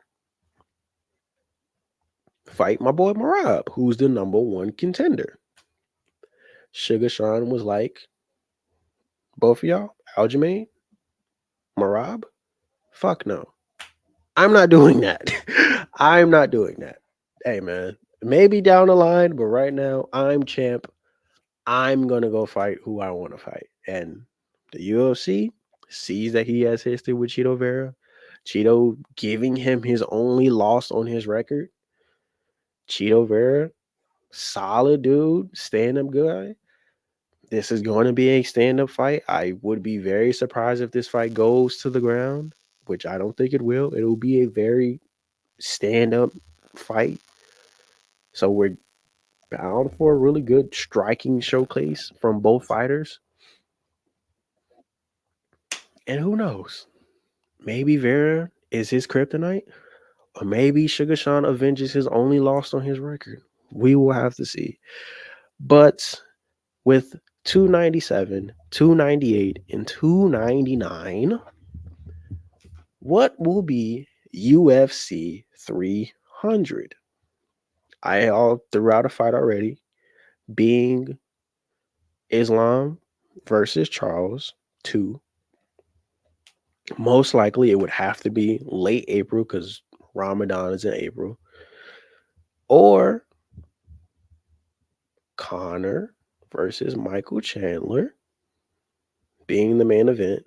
Have a title fight be the co-main. I get it. Conor's not a champion. Why wouldn't he just be the co-main or on the main card? It's because it's Conor fucking McGregor. That guy is 1000% the most popular mixed martial artist ever. 1000% the most popular UFC fighter ever. So he is going to sell regardless.